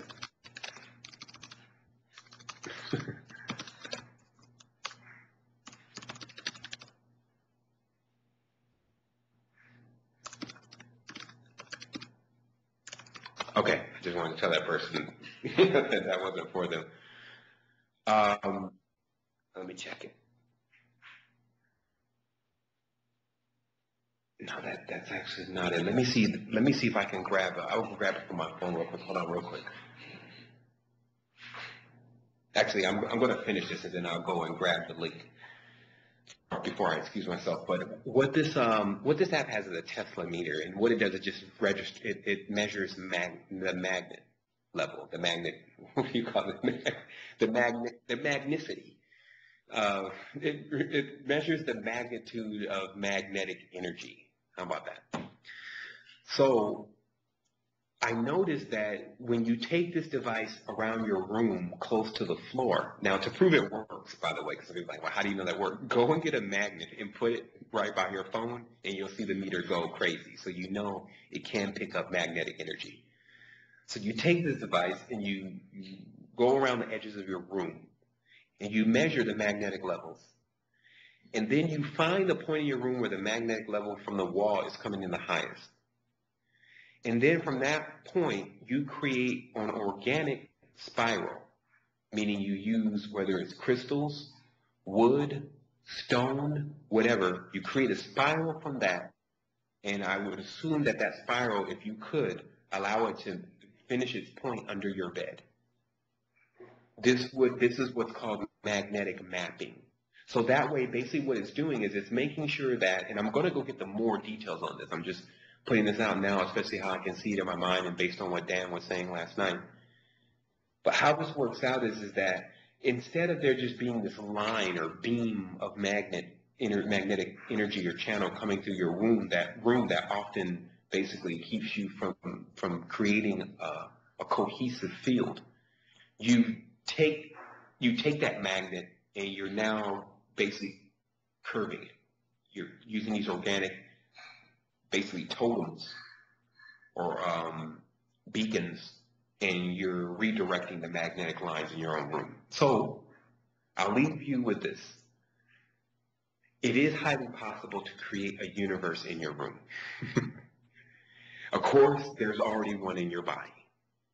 And I just would say to everyone, just think about that. I'm going to go ahead and get this app real quick. So again, if anyone wants to chime in, I am going to be excusing myself from the call here because I'm trying to really, really get, if everyone wants to know what I've been doing and where I'm out of the loop and haven't said anything, man, I got 2 massive posts that every time I look at, I know it's going to take some time, but I need to get these up because, of course, our numbers are a little low on the resistance. We've only down to page rank 3, which is not, something I enjoy, but I also know the page rank now goes down according to how many pages you have. So the more that we grow with adding more pages, those pages have to equally get as much traffic, or the site has to equally get as much traffic as we create. So of course I'm still working with the engines and the information war to make sure that we don't lose that war.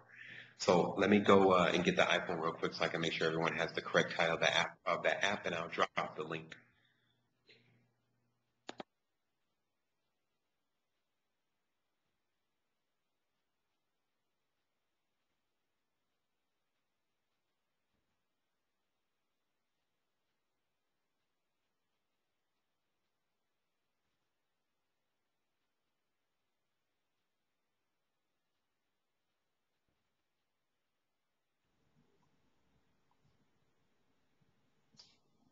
I just wanted to point out the blog post which Regina actually put up about trying to find your own sound and make it today.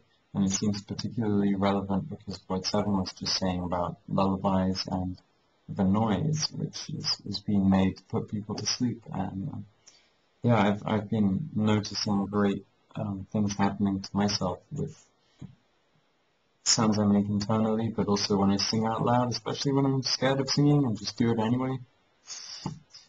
So yeah, just thought I'd fill the silence with that. And we did have a fun session of kind of chanting and meditating after the In the Know group, which actually turned out to be more of a ciphering group, but it was very fun.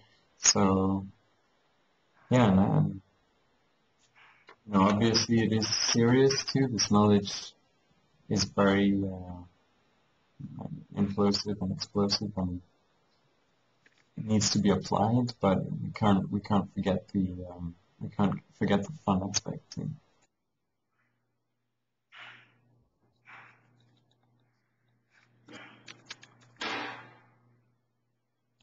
Okay.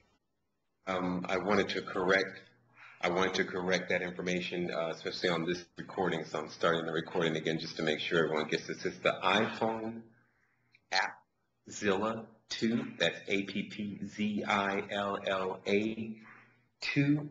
And the program inside of there, again, it's free. The program inside of there is a Tesla meter, and the icon on it is a magnet with like a lightning going through it. So that's what I found. I'm sure there's probably something compatible on the Androids or whatever. So that's what's up. I'm going to go, and like I said, I have some reading to do also. I would really like to get ready to share some books. I think I finally come into some stuff that is worth sharing, because lately, I guess for the last, I would say 2 months, I've been having to grudgingly read over a lot of Masonic material or wannabe Masonic material. I tell you, the wannabe Masonic material is a lot of times better than the Masonic material, because it's generally these individuals that are not Masons but wannabe, and so I think they're thinking the Masons are going to recruit them based on how well they research the stuff. And so they do some pretty good research, and I've read through some stuff. Unfortunately, you just see, I figured out what that umbrella is, by the way. As you see, Rihanna's talking about the umbrella, and Mary Poppins comes down with the umbrella, and who is responsible for that, the protection of that umbrella, because, of course, it was already just revealed by Leonardo. The umbrella means basically under the protection of some type of spirit or entity. However, it looks like, especially with the Mary Poppins situation, what they're trying to depict is that they are under the protection of that same thing that's under the crown. In this case, the crown is almost like the umbrella in itself too. And of course, most umbrellas have an 8-sided thing going on, so of course that would have to have some type of relation to what they're practicing. I would just again listen to this recording as I'm going to get up with Dan Winter, because he talks about these different levels of what they have access to, and they're like level 7, level 8, and then how it pretty much ends there for them in many cases. So like I said, I'm going to have to spend some time and figure out exactly how to get that downloaded. But I want to say thanks again. Thanks for inviting me into the call when I was actually just doing a post. I got that message from Sam, and so that's great. I'm glad I had a chance to come in here and say some things, especially hot off the press. So wholeness and balance vibration to everyone. Also, Luis, I'm going to talk to you in just a little bit too. I wanted to talk to you about a couple things, but we can do that on the other line. All right, brothers and sisters, I'll talk to you in just a little bit. Okay. All right, Matter. I'll definitely hit you up. Yeah, I hit you up yesterday, man. I was in this massive meeting, and then I ended up coming out of there and running all the rest of the day, so I didn't get a chance to hit you back, but I definitely got to talk to you about your cousin, so I'll be hitting you in just a little bit, too. Okay, wholeness.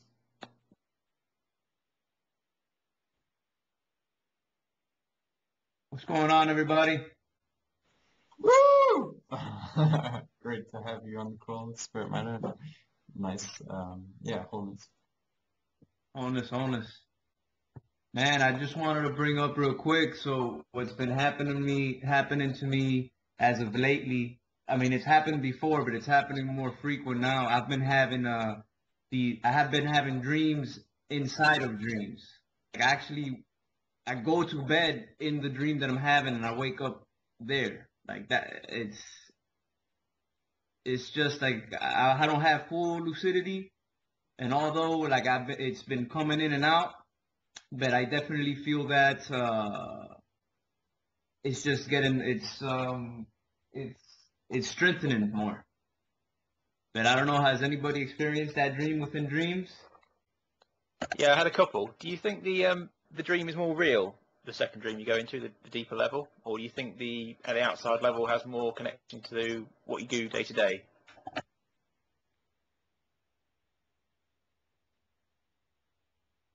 It's it's like it's blended for me because I can see in both of the levels what I can kind of pick up in both of those levels what's happening in my life right now and then what I kind of want in the future. That's the best way I can explain it. But but yeah, it's just been so strange. I mean, like it's just been real strange. Like and I've been wanting to know if anybody else is having it because it's kind of even hard for me to explain it. I had some when I was on Ethereum Gold. My dreams were really, really sharp. I would wake up in the dream and then realise I was dreaming and have another dream. I tended to find when I'd woken up the second time, that makes sense, it was a bit sharper and I was getting a bit more to work with rather than just sort of the processing you get in I don't know if you call it the lower level dream, but the first dream tends to be more processing and the second dream for me was sharper and a bit more focus on what I needed to hear and how I needed to hear it. Maybe it's like levels of consciousness. Like when you meditate, sometimes you're going to a higher level of consciousness, like your mind's expanding. Perhaps it's like the egg, you have one egg around you, then another egg around that, then another egg around that. Yeah, like you're accessing the different ones, either going higher or lower. Or instead of lower, just more depth. More in depth, right? Be a better word. Yeah. Yeah, it's just so strange. It's just so strange because I remember that happened to me. That happened to me before, and now it's just happening more frequent. And something I've been wanting to try. So I painted this big chakra gate, the cornucopic field. I want to put that under the bed and see if maybe because that's similar to what Dan Winter was talking about in the videos we have to the left hand side of the resistance homepage. And yeah, and I want like he was talking about the magnetic mapping, and I want to put this painting under the bed once it's dry. I want to see maybe what kind of maybe that might have having that rose pattern under you. See if maybe that has more an effect on the dreaming. Hey, Spirit Matter, with you just talking right now, I had this vision of us all getting together in a ritual, and we were all constructing different parts, like different geometric centers of a dream we were going to share collectively. I thought it was a pretty cool vision, actually. But anyway, When did you have that? Just now? just now. I was going to say I had a vision of a van being in different pieces and trying to assemble it just recently. I didn't know if that was relevant, but Definitely. Yeah, so just wanted to give everyone a chance to speak, and if you have something you feel is important to get off your mind, yeah, just go ahead. And I guess it is good to try and keep things as simple and concise and sometimes short as possible. But yeah, I actually do have one thing I'd like to discuss. I'm wondering if has anyone here time traveled within an astral projection or lucid dream? I've reversed dreams when I've worked out I've died in them or had something that was sort of predatory in them. Like, what I'm talking about is like you actually travel to a place where you've never visited in physical life, and then once you actually go there later, like in the near future, far future, however long, you realize that you dreamed exactly the same events that are occurring, the same place, everything fits perfectly, like you know that you time traveled in your dream prior to arriving at that location, and like you've dreamed about it before it actually occurring. You get the full picture of that. Sorry. No, just for me, never that pronounced, but in my dream, I've have some dreams. I mean, I have these written down that in those dreams, like I am like I'm with a group of people, and that's what we do. We're jumping forward in time, jumping back in time, but never that pronounced that I've gotten somewhere and be like, whoa, I dreamed this whole thing. Well, yeah, there's like different sort of phases of what I'm talking about. Like you can have like very suggestive dreams where you have like clairvoyant visions of what's going to happen the next day or within that week or soon in the future. Or you can actually dream, like you project into your body at a later stage of time. And then it eventuates in real life as like actually happens. Like I haven't been able to actually decipher within the dream that I'm time traveling until you actually come to that the same events that occurred in your dream. One time, T, because I don't know, I don't know your name. I just see a little T there, but some people got in contact with me, told me that they wanted to buy these paintings off of me, and that night, and we had arranged for the next day, or 2 days after when they made contact with me to meet up so I can sell them the paintings. And I dreamt that I dreamt that I met them, and I didn't know what they looked like, but I just had a picture of them in my mind. And when I did meet them, it was similar to how I saw them in the dream, and even the whole scenario, like of where I met them up and all, was very reminiscent of the dream. Like I've had that happen to me. Is it possible for you to mute your line because you're... Oh yeah, sorry. Hold on a second. It's just a little microphone symbol in Skype. It's the second from the left. Thank you. Go ahead, Spirit Matter, you were just saying...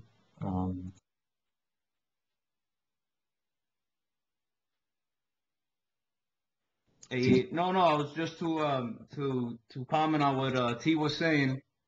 Yeah, that there was some people that I was gonna meet up, but before I met them up, I dreamt about them, and when I actually met them up, when I actually met them up, it was similar because I had never seen them prior before meeting them, right? So I dreamt about them and how they looked and all that, and it was similar to how they did look in when I actually met them, and the whole scenario, like where it was and all that, and how it happened, was very reminiscent of the dream. But it was like dreaming. He was dreaming the next day before it happened, but not you know. Yeah. A friend of mine called Maria actually told me about that, and I have some ideas on that. I've really felt extreme deja vu as well. Like I was just kind of blindly groping around during the daytime, following my soul's instructions, and like there was a lot of trust involved, and getting out of the program. Like maybe our real intelligence is so good at factoring everything in that it can take all of that and just show you like this is what's going to happen if you don't change something, if you don't change part of the equation. I think in part it's our souls trying to work out a way to communicate with us, because I've had sort of future premonitions in a dream that have been to help somebody else do something or realize something. When I've acted on them, it's actually concluded what the dream said it would happen. So I've had that before, but it tends to be vague. And I think as other souls learn better to communicate with us, and that comes out better in the dreams. For sure, that seems like a very sensible approach. I wanted to let some of the women on the call just open up and talk and give their feedback, because it can get quite male-dominated, especially because, you know, that's the culture we live in, and yeah. So, if any of you girls feel like saying anything, go ahead. Don't be shy.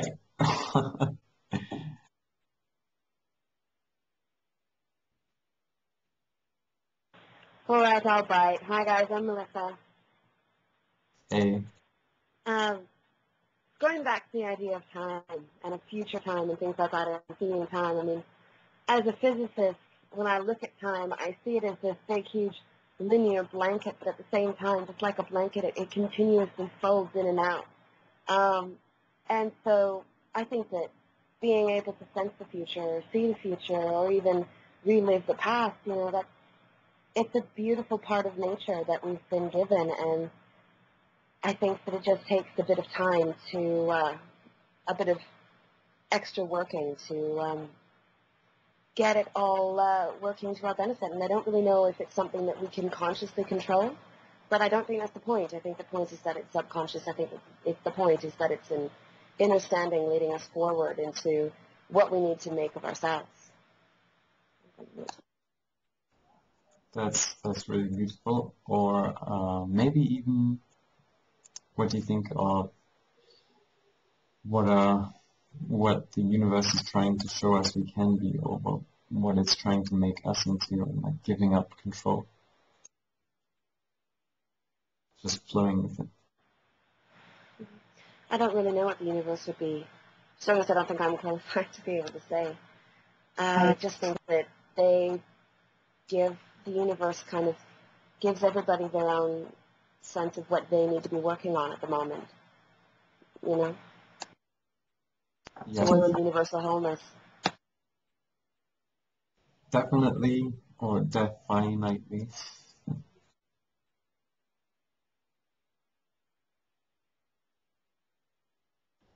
anyone has more stuff they want to share, then you're very welcome to go ahead. We have been on the line now for around 2 hours since the beginning, and it's been a really great talk. Yeah, I just wanted to remind people about the intonation or even singing that you can do today to, you know, liberate yourself and counteract a bit of the stuff that's going on. I'm going to link actually Carolyn, no, Regina's little post here, the August 4th companion. I think it's a really nice post, actually.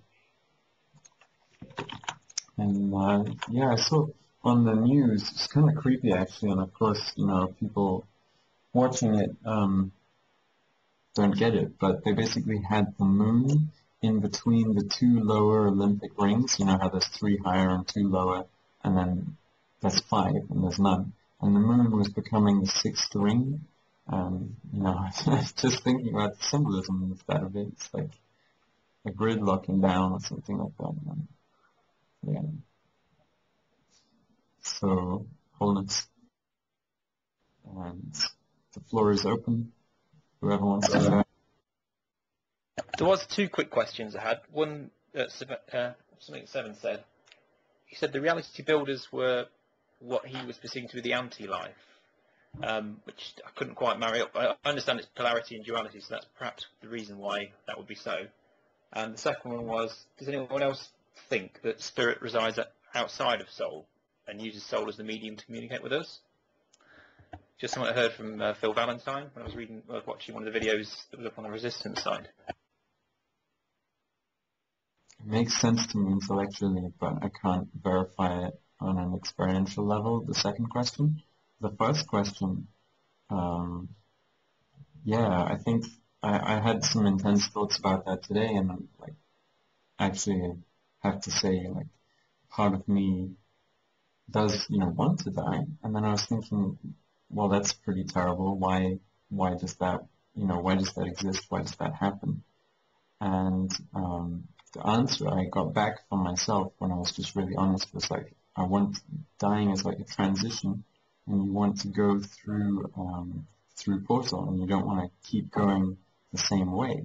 So you want to transition into newer things, and it's not like you're just giving in to the old, but part of you refuses to just keep living that way. But what I picked up more from Seven was like they're into the vampirism and degeneration and that form of death. So we do all have these, dual forces within us. And if we don't link them up properly, we'll never be whole, because you do need positive and negative charge to make a battery or to make a magnet. They have north and south ends. So so that's my output or input on that. Hope it helps. I suppose the bigger the extremes, the bigger the consciousness you would create, perhaps. or like the Chinese put it, little doubts, little wisdom, and so on. Then great doubts. Yeah. So the reason I think for those extreme feelings, for me at least, is I've been going for these runs, which would just pump me so full of positivity, and doing this sort of swirling dervish dance thing, and I would just feel sort of on fire with life. And then when I stopped that, it was like my body was just like, hey, I don't want this. Give me back what you were doing before. So yeah, like you were saying, greater extremes. But it doesn't have to be, with gathering life force or chi or spirit, whatever you want to call it. It doesn't, I think I'm always in a calm state when I gain it. So,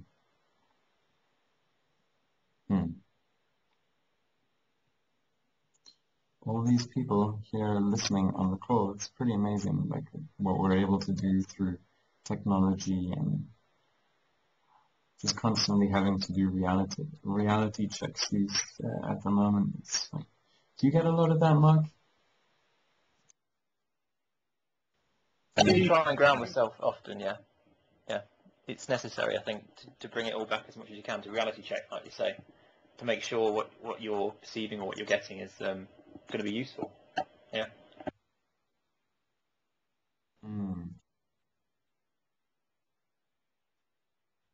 Yeah, it's not even so much about whether it's true or not, but whether it's useful. And of course, if it's useful, then there's something within it which is true, which is useful, which can serve you.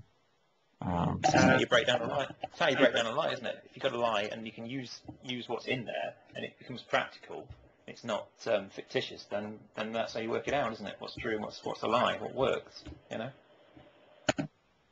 Or like George Orwell put it, the truth is a lie, propaganda is a lie even when it's telling the truth, because it's used for the wrong purposes. So always look at the sources.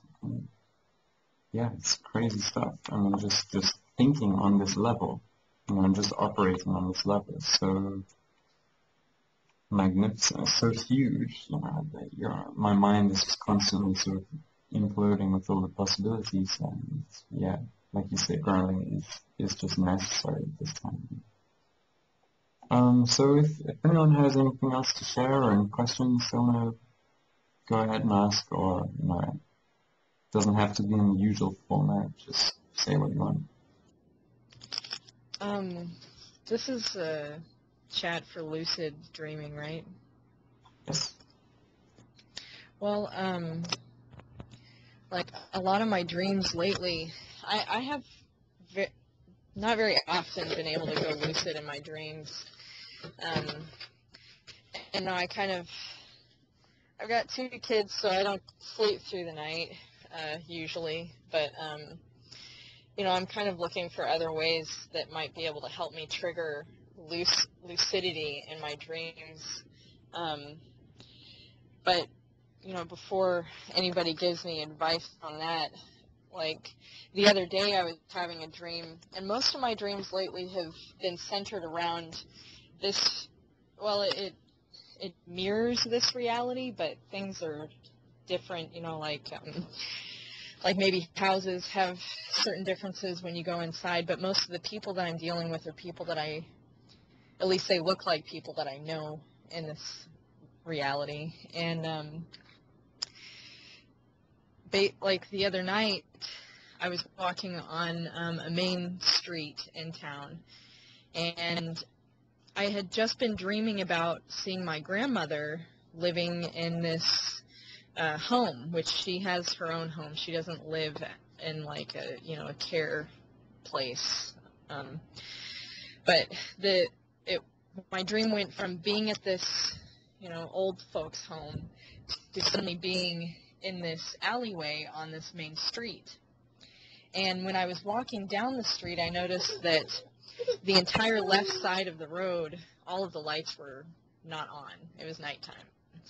And I started thinking that I was just seeing my grandmother, and I kind of left without saying anything to her. And also thinking about the fact that the lights were off across the street. And I was trying to remember when I had been asleep and if I had just dreamt that my grandmother wasn't actually in a home. I was starting to realize that she didn't live in a home, and I was wondering if I had actually just seen her. And I was on the verge of realizing that I had just been dreaming, and I was still dreaming, even though in my, I guess, conscious thought in the dream, I thought that it was real, if that makes any sense. But when I was on the verge of having this thought, all of these people showed up, and it was really sudden. It was just like 4 or 5 different people, and then one person that I know who's very close in my life in this reality. And it just proceeded to this really, crazy, out of whack kind of dimension. But like I've realized from that dream many times where I've been on the verge of realizing that I'm dreaming, these other entities or people that look like people I know or people that I don't know suddenly pop up and start distracting me from my conscious thoughts.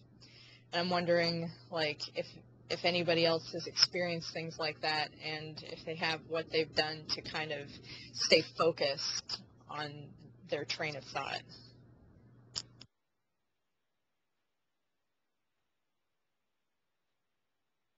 Breathing. Just really breathing into the situation and allowing yourself to be there and not giving in to whatever's trying to make you shut down. I can't really say because I'm not an expert on the question you just asked, but yeah, it's when I have successfully sort of burst through that stuff that was trying to distract me, it's all just been in the breathing and cycling with the situation instead of with my imagination. You know how sometimes when you're talking to people you can get caught up with just what you imagine the situation to be instead of taking clues and hints from what's actually going on. So yeah, it's Fluis. Everyone on this call, I'm sure, has their own answer to that question. Yeah, just remember that we're all in a collective dream at the moment. It might seem horrifyingly real, but these are just words.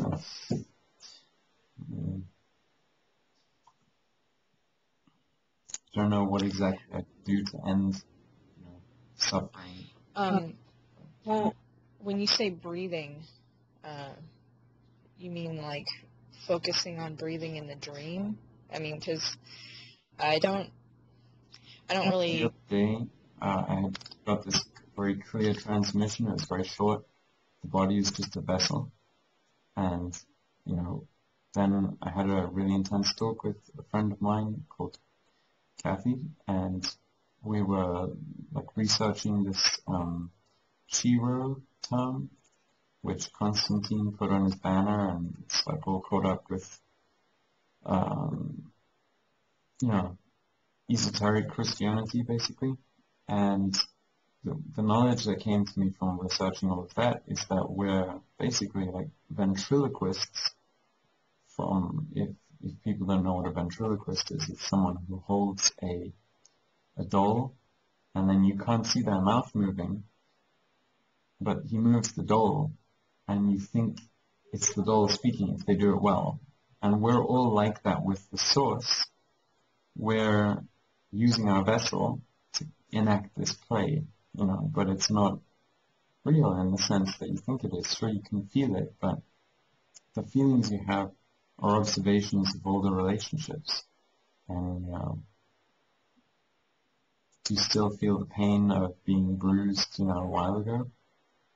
No, because it happened then, but you know, do you get what I'm saying?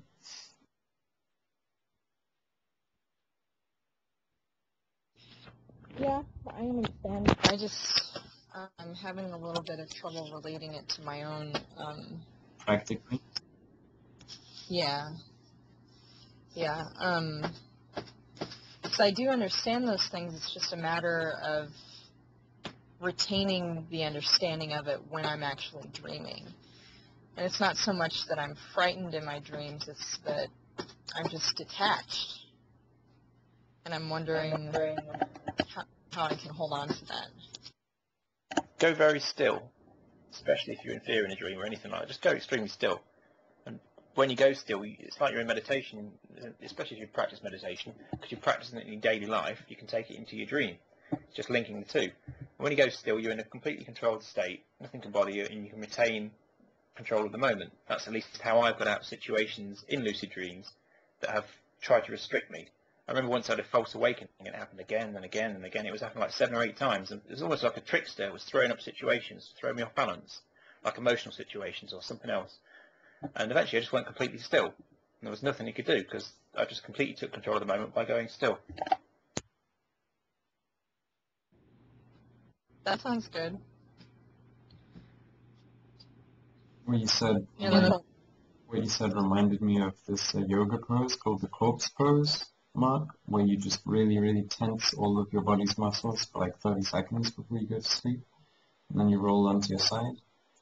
And yeah, I mean, definitely if this is, you know, more about dreaming than real life situations, or should I say real lucid.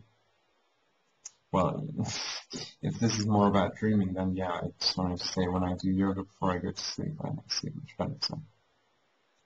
If I can just comment real quick, yeah, I have that also happens to me too, and not I wouldn't say so much I get distracted, but I fall back into the role of just watching everything, and usually, I mean, what's helped me, I mean, I don't set an alarm or anything, but I always usually get up around 4:30, you know, just to go to the bathroom real quick, and you know, I just kind of stay up for a little bit and you know, just for a few minutes, just kind of look around, and then and usually during that time, I always tell myself, okay, like I always tell myself, okay, you're gonna wake up now.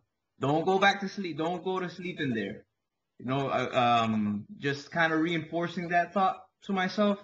Actually, and when I get back into the dream world, because you're still kind of in that limbo-y state, sometimes I can actually hear, like, it actually comes through, that thought actually comes through, and it helps me get out of the observing the dream state and more into where I'm controlling it more. Maybe not full lucidity, because the full lucidity doesn't happen to me that much. But usually when I do wake up around 4:30, whatever, just run to the bathroom, come back out, I just tell myself, remember you're gonna dream. I mean, remember that you're gonna dream, and remember to wake up in your dream. Don't forget this time, but wake up in your dream this time. You know, to just kind of reinforce the thought, and that helps me out a bit. That's a little technique I use. maybe that can help. So to not get distracted. But I totally understand what you mean, like what you mean about the distractions, because that's what kind of pulls me back into being in that observation that I'm watching the whole dream instead of participating in it. Yeah, that sounds good. I haven't tried that before, but I will definitely do that. Yeah. And I think it was somewhere in the source field investigation audios I was going through that David Wilcox was talking about a similar method that he tells himself, just like wake up in the dream. But it's just kind of to put that reinforcing thought in your mind, and it works. It works.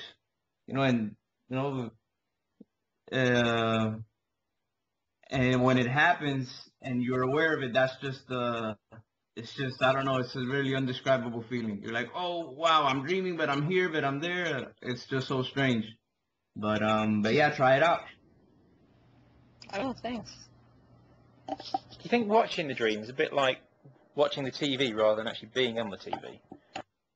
Yeah.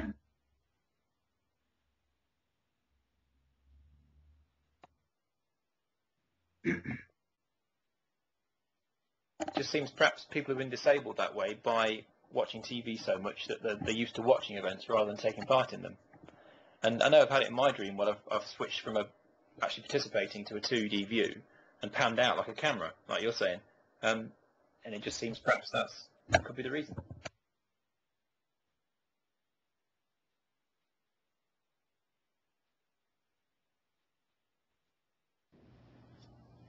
I think you have Yeah. a point there, Mark. Oh, sorry. Go ahead. No, it's cool. Go ahead. Oh, just with the idea that everyone's watching and not contributing and not making things nowadays, it seems. My family watches the Olympics. They're nuts about it. They love it. Every time the Olympic events are on, every 2 years, whether it's winter or summer, they go ahead. And so I've been watching them watch all of these sports and things like that. But apart from some of the other things I do, I'm also a producer. I'm a filmmaker. And so I just finished filming a shoot where this group of leadership members from a university, they went to rowing classes together for a few days in order to learn team building and to learn how to work together and actually do these activities to kind of create a synthesis. And it was right. It was the day before the Summer Olympics started, and it was interesting. I presented the video that I had done for them after some of the Olympic rowing events had already started, and their view on the Olympic rowing event was just so much more heightened because of what they had experienced themselves in the water, in the boats, that it was just uncanny even looking at it that way. I wasn't in the boats. I was in another boat chasing them. I wasn't rowing, but when I was watching them and I was personally like taking an interest in getting shots and getting to know each one of their personalities as they acted in those boats, even that affected me even more when I was watching Olympic rowing. I'm going, I saw the sweat pouring down their faces. I saw how much this took. And it just made my experience as a human being that much brighter. And I think that if we get back to that, it could make for a much more positive, a much more presentful world.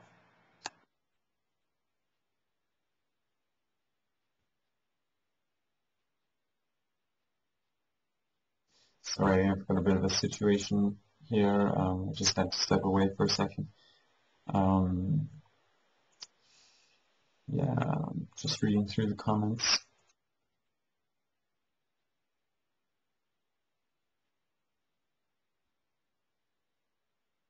I just wanted to add, definitely check out the astrodynamic books. Everything you need to know about astro travel, it's in that book.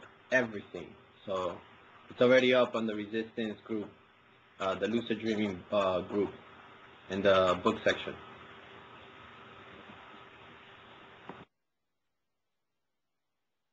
What do you think you can do to reassure the body you are actually going to come back to it? Because I know I've had my spurts where I've almost gone into, for instance, the crystal frequencies and almost come out of the body. and not willing to come back at one point in my development. Now, obviously, I'm more responsible with it, and I will come back. But how do you think we can reassure the body on a physical level that that's going to happen? You will always come back because you have the silver cord. You cannot disconnect from the silver cord. Like Seven has explained before, you've been severed, yes. Like physically, when you were physically born, your umbilical cord, they cut it, you know, the physical one, but the etheric one is still there. It's like a person loses their arm, etherically, their arm is still there. So there's no way that you can disconnect that. Like, that's between you and the creator. Like, obviously, when a person completely, what we perceive as dying, then I'm sure that there's it's not like a sever, it's more like you're reconnected to another womb. But you can't, you would always come back to your body.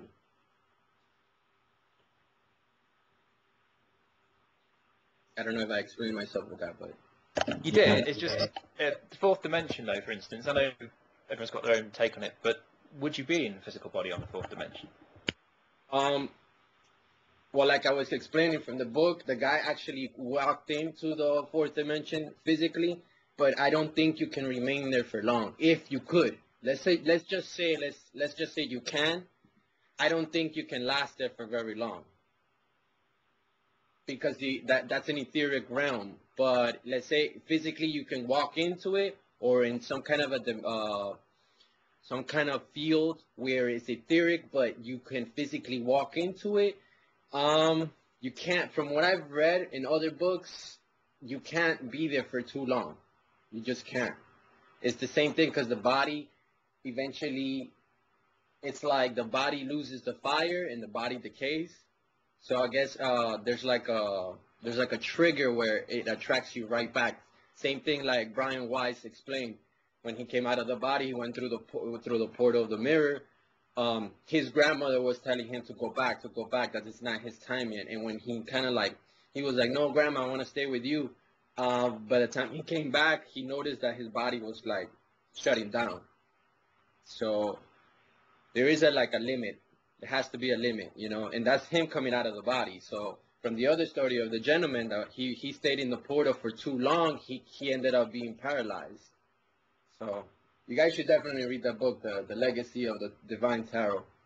That the Gateway of the Divine Tarot. That book is it explains a lot of how the individual physically walked into that portal, and he was able to extract a lot of information by drawing it. But you can't bring nothing from there physically. You just can't. You could only grasp it through drawing or a recorder or something like that. Oh, and another thing, in the book it explains it, that anything in electronic doesn't work there. Because the individual went in with the recorder and it wouldn't work there. So he had to draw it out. Oh, and it only worked with a pencil, I think. He couldn't draw with ink. For some reason, the ink wouldn't grab on the paper. So, I don't know. We gotta learn more, and we gotta kind of be hands-on with this thing, and then we'll figure it out. We're getting really close. Yeah, really. Yeah. Go ahead, Mark. I was just saying thank you for the rundown. That was great.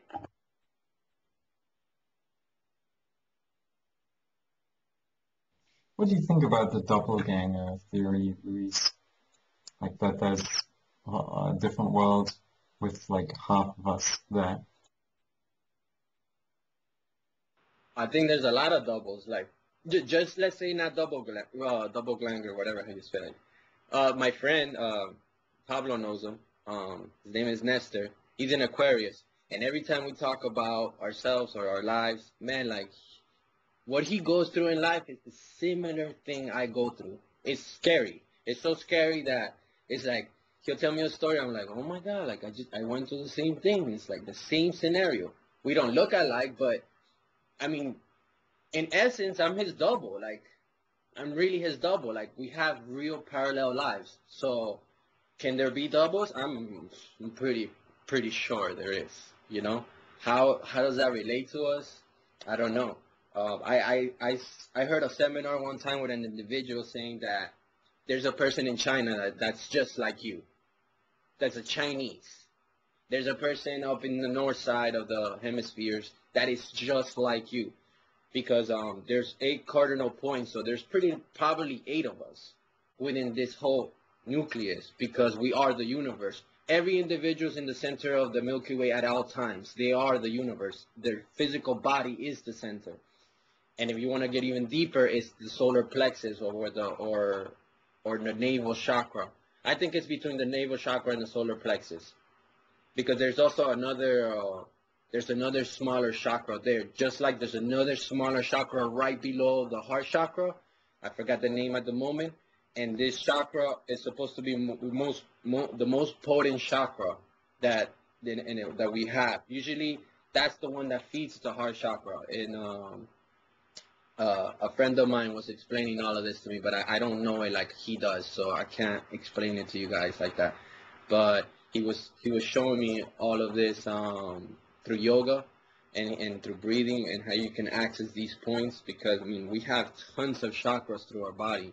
But I definitely believe that the soul, the chair or where the soul sits, it's right between the navel and the solar plexus.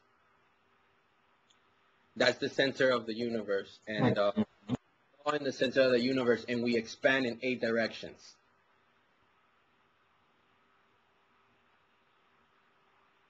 At least from what I know from this dimension and the books and the 8 cardinal points, every tradition works with this cross.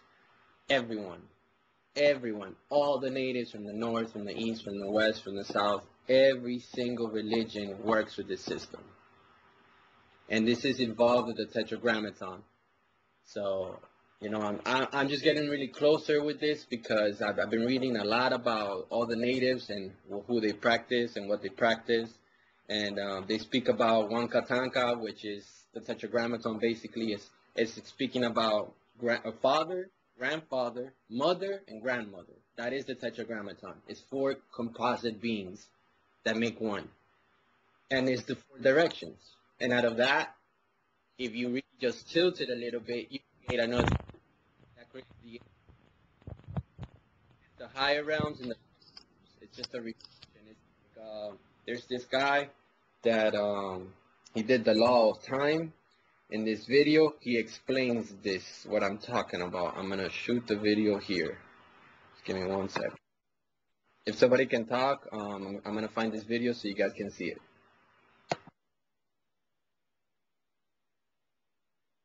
What do you think about the theory that the universe is moving up to the heart chakra? My theory is that that this world is Sophia. I believe this is Sophia. This is the mother of the universe. But I could be wrong. I also believe there's other planets like this one. You know, I've seen them myself through meditations. I've completely seen the universe, and it's crazy. It's like donuts. Imagine one universe, one donut, and then another one, and then another one, and then another one, and it's infinite. Give me 1 second. Someone's knocking on my door.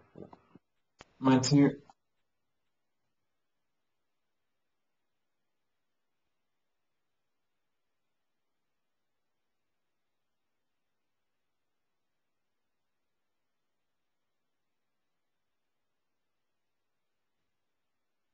Sorry, it was the mail guy. Post office.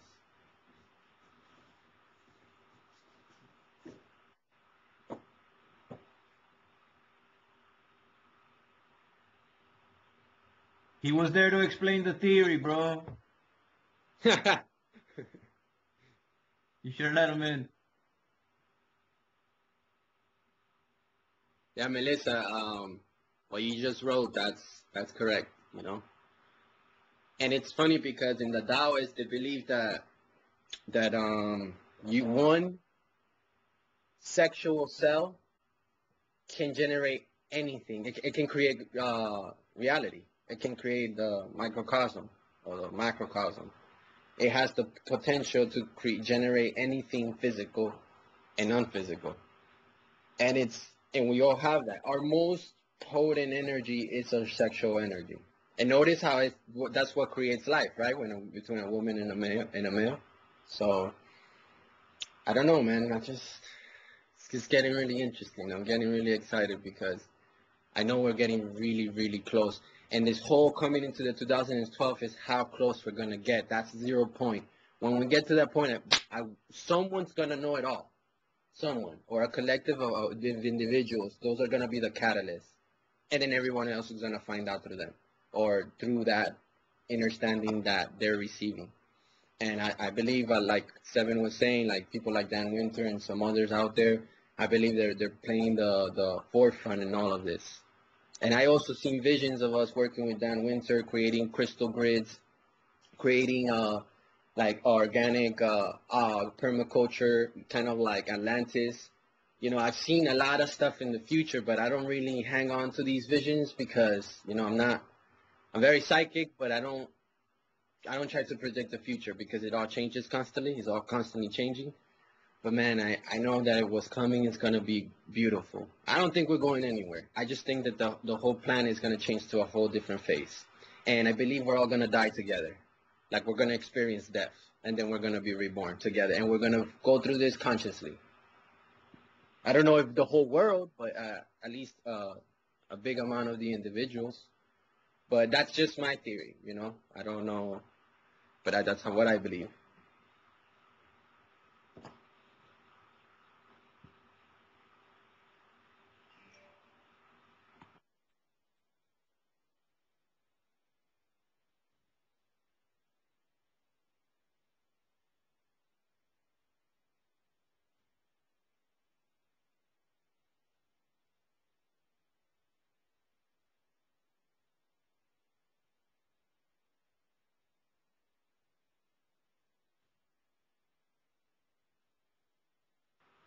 Anybody want to add something else?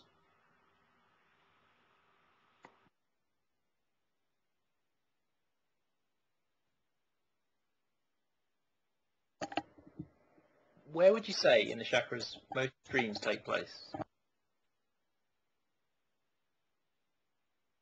I think we going through all our chakras. I think our chakras are just gate points.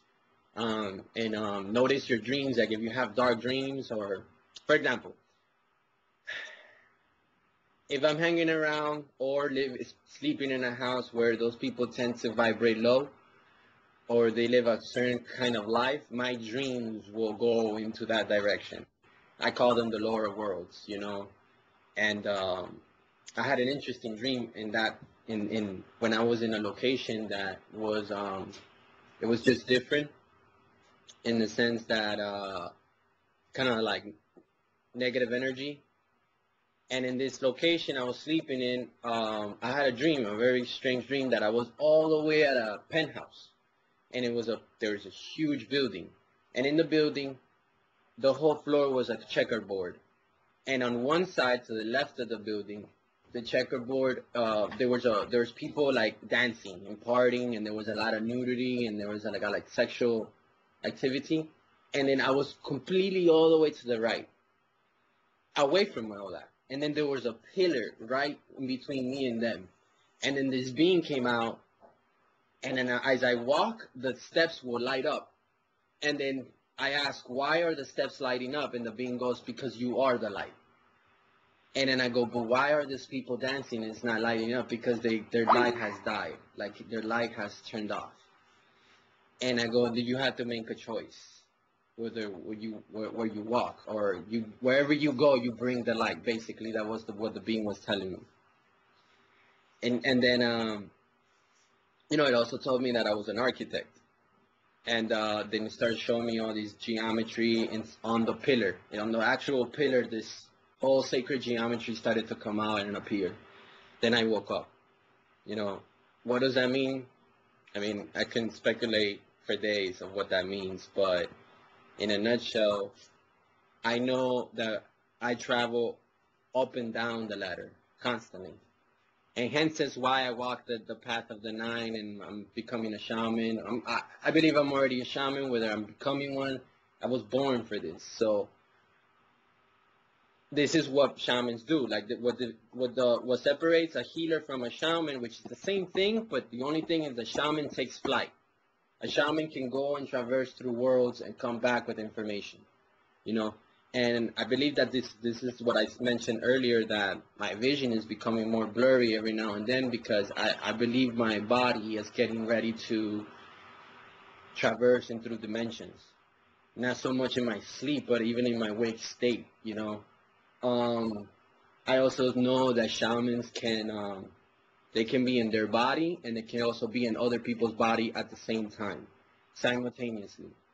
You can be inside animals.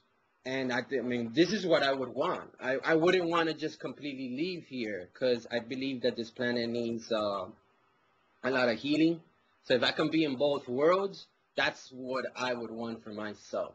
You know, I don't know how everybody else feels about it, but for myself, I want to do more here. I asked the Creator to give me more time here.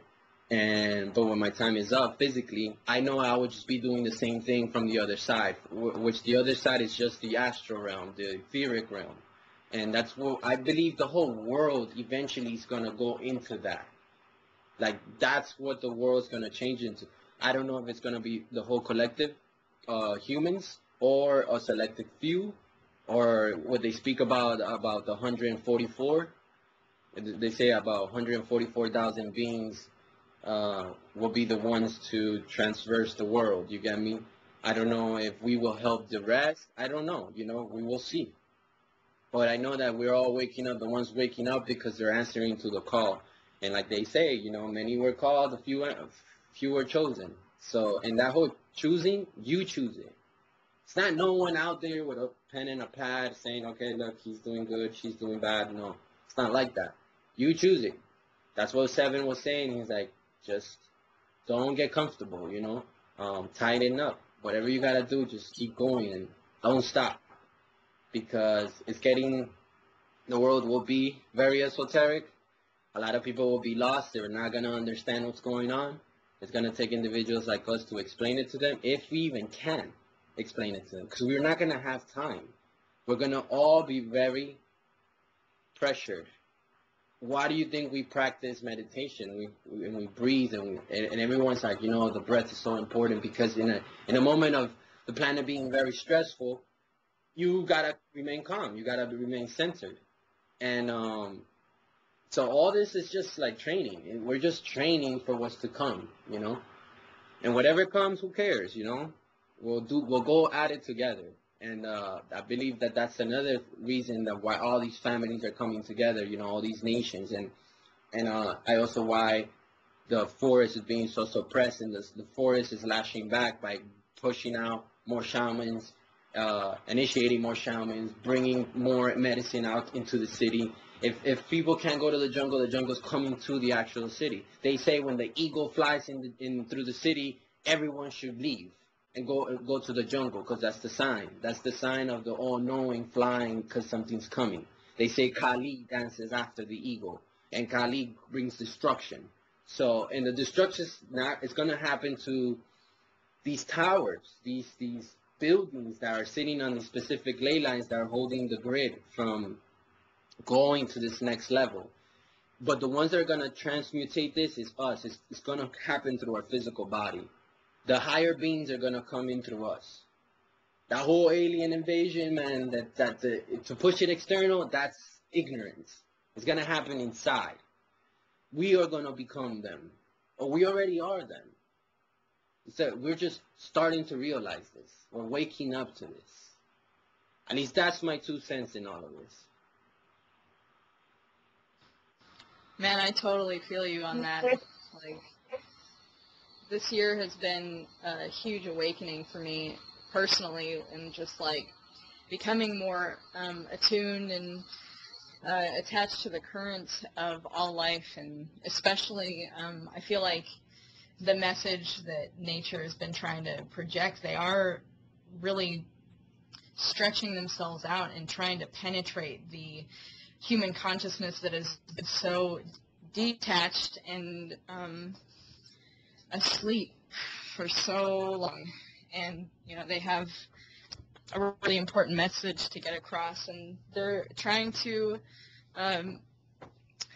you know, excite us to be aware of them and to send out the message and to use them again and tap into them as the tool that it used to be for our ancient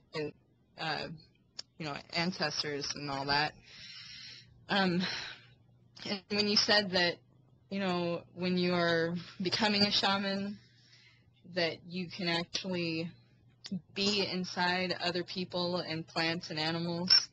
And I was just wondering if what you mean by that is, do you actually see from their perspective in a physical, like as if you're inside their physical being, or is it more of you can relate to their frequency and their energy, and you understand and understand what messages they're trying to communicate? In a sense, it's like a language that you're interpreting, and you can only interpret it through, for lack of a better word, the feelings that you get. I just want a little bit of clarification on that.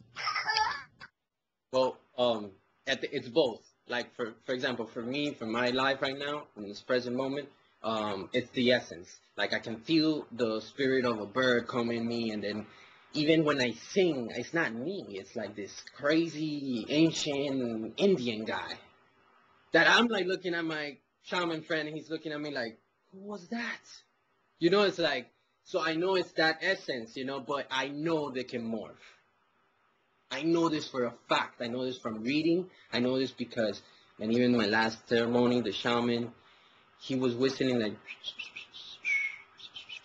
he was going like this to a person that, because we took a break on the ceremony, and he told everyone that they feel free to walk around, even go outside of the house if they wanted to, not to stray too far. So I went outside, and I went to the forest, and I was in the darkness, and I was whistling, with the spirits. And then I left, and I was walking towards the house, and then there's this gentleman, or it was a lady, I don't remember, was just standing there, but you could tell she was stuck.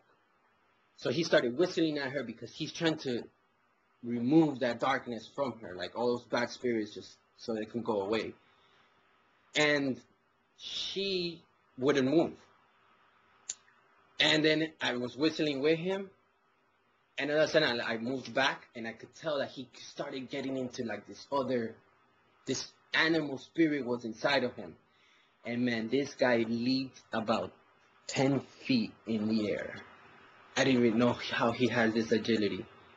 And he started like crawling like an animal and going rah, rah, rah, rah, like that, like. And I mean, some people will be scared. I wasn't scared. I was kind of amazed how he can take in that animal spirit. Did he morph? No, he didn't. Not before my eyes. But man, he was an animal at that moment.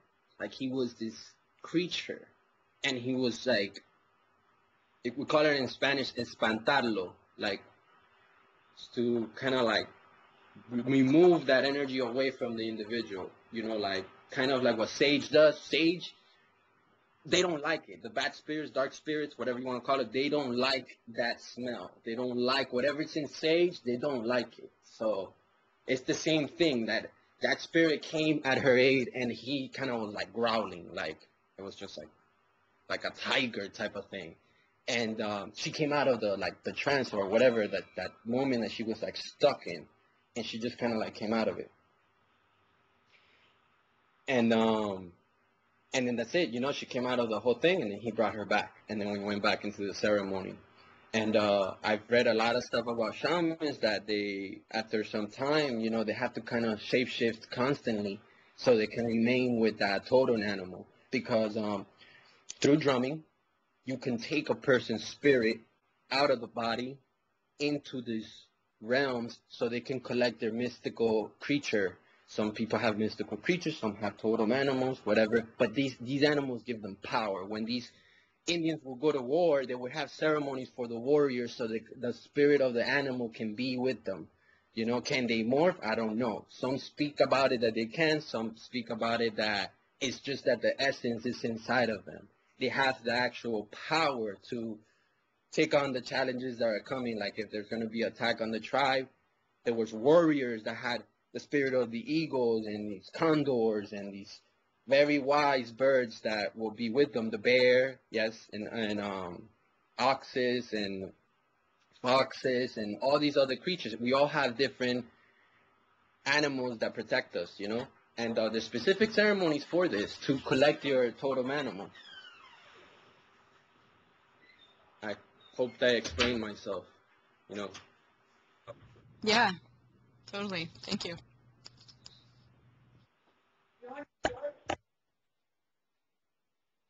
How would you, if you had an animal that was a bit, not out of control, but very angry, and you knew that was a spirit inside of you or an essence inside of you? In my case, it was a bear. It was revealed to me in a dream that it was caged up, and it was not liking being caged up at all. And I can see how it sometimes comes out in how I speak to people. Not because I limit my anger, try and neutralise it completely, but I can see how that comes out sometimes in me. And I was wondering if you knew anyway, Lewis, or anyone, of how to sort of bring that out more naturally, or because it's a bear. I mean, how do you handle a bear?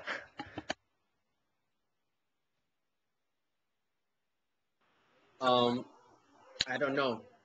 This reminds me. This what you just mentioned reminds me of a part in Avatar where she tells the guy. He was like, "How do I know that the animal will pick me?" You remember that part where he has to go pick this dragon flying animal that he needs to tame him and be one with him. And then she was like, because he asked her, "Oh, how does this animal pick me?" He was like, "Well, he's gonna try to kill you." And man, it hit me so hard because I was like, that's how it works. It kind of like it tests your fear. So if you have this thing that is like you feel that might be negative or is overcoming you, well, you need to tame it, control it. You are the master. It will work with you, but it's gonna test you. So humility is the best way. Being humble, having respect for the forces. They are your granddaddies. They are your elders. They are your ancestors. Please don't be more respectful to the forces and to the elementals than anything else. Those are the ones that are going to be at your aid. Those are the ones that are going to be with you at the hardest times of your life, especially if you head to the jungle. If at one point all of us are going to be more in nature, which I'm almost positive that's what's going to happen very soon, it's them, these elementals that are going to be with you and to help you. So have a lot of respect for them. That's why I personally don't do the meat thing, the eating the animals. I find that is also has helped me a lot with my animal friends, like with the essence and those spirits. I do have this tiger, huge, massive creature visits me in my dreams. Doesn't talk to me, doesn't tell me anything. He's just there. I've looked this up, and they say that's the creator. They say that when the creator appears, it appears as this tiger. So, and it's white and black, straight duality. So, who knows? I don't know. So if you have this, animal that you feel that's with you, try to talk to it.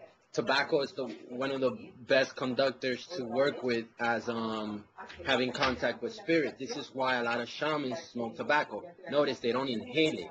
They work with it so they can open the gate.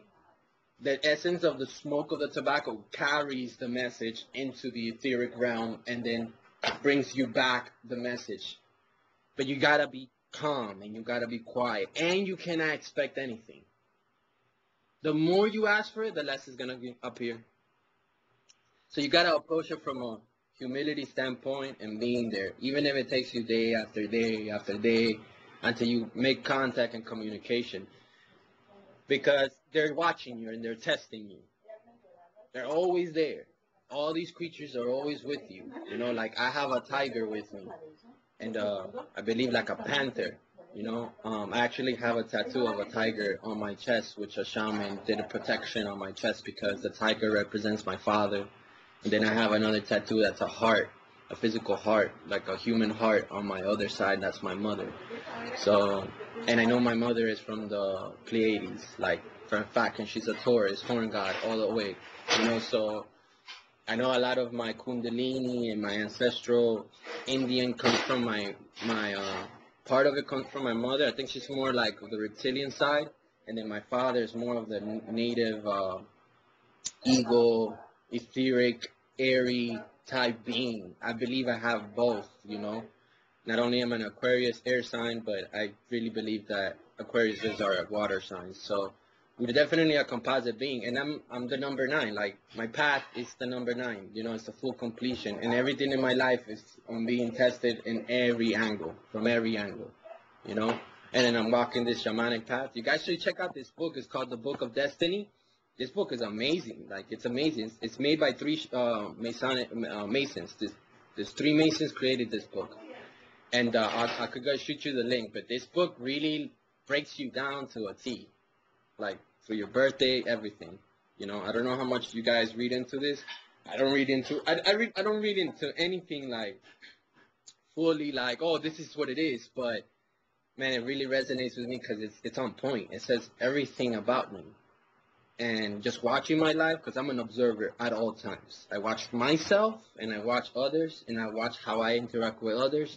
You know, I always look at myself from a third standpoint, you know, from I come out of my body, not literally, but I just step out, and I just look at myself while I'm talking to someone and see how I'm reacting, how the whole interaction is reacting with me. Because it's very important to observe. And all the shamans tell me, don't ask, observe. Observe and observe and keep on observing. It's in the silence, it's in the stillness that you're going to find your answer. Because the rest is the confusion your mind's going to do. Your mind's always going to give you this huge story of what it is going to be. But the actual thing that you need is so simple that it's right there in front of you, right in your nose. But you have to be still in order to see it and to hear it.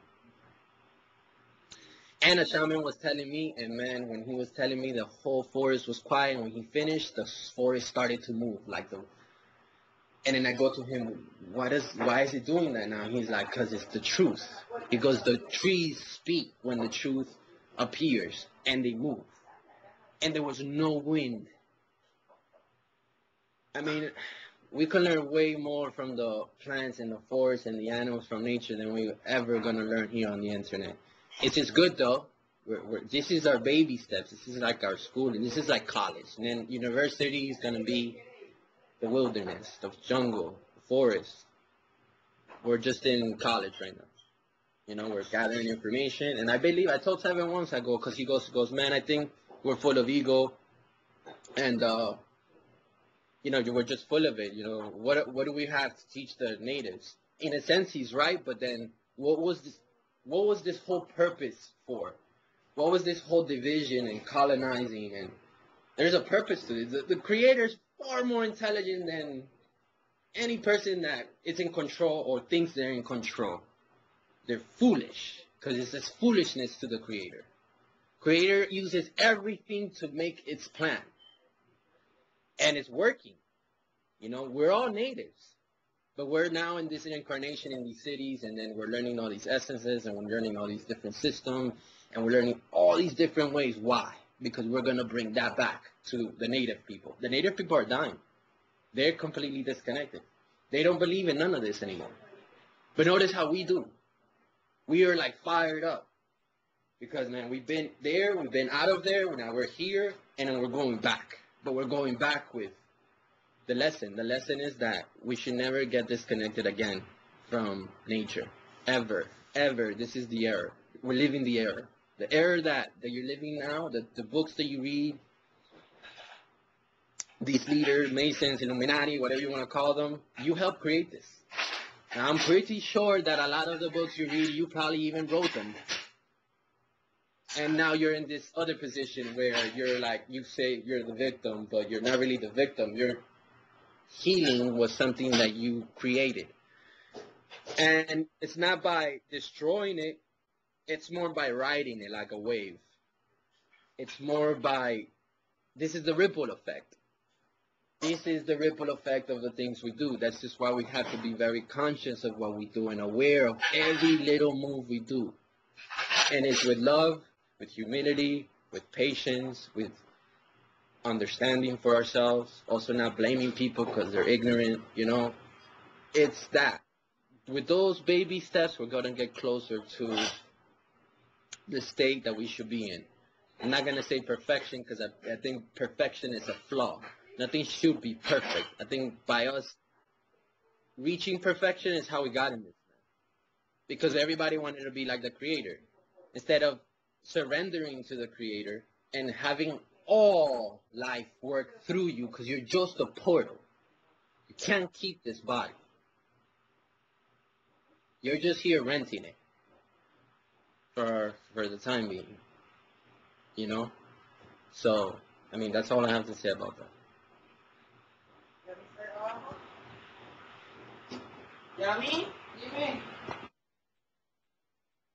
Almost makes you the bridge, doesn't it, between the native people and the life we've led now.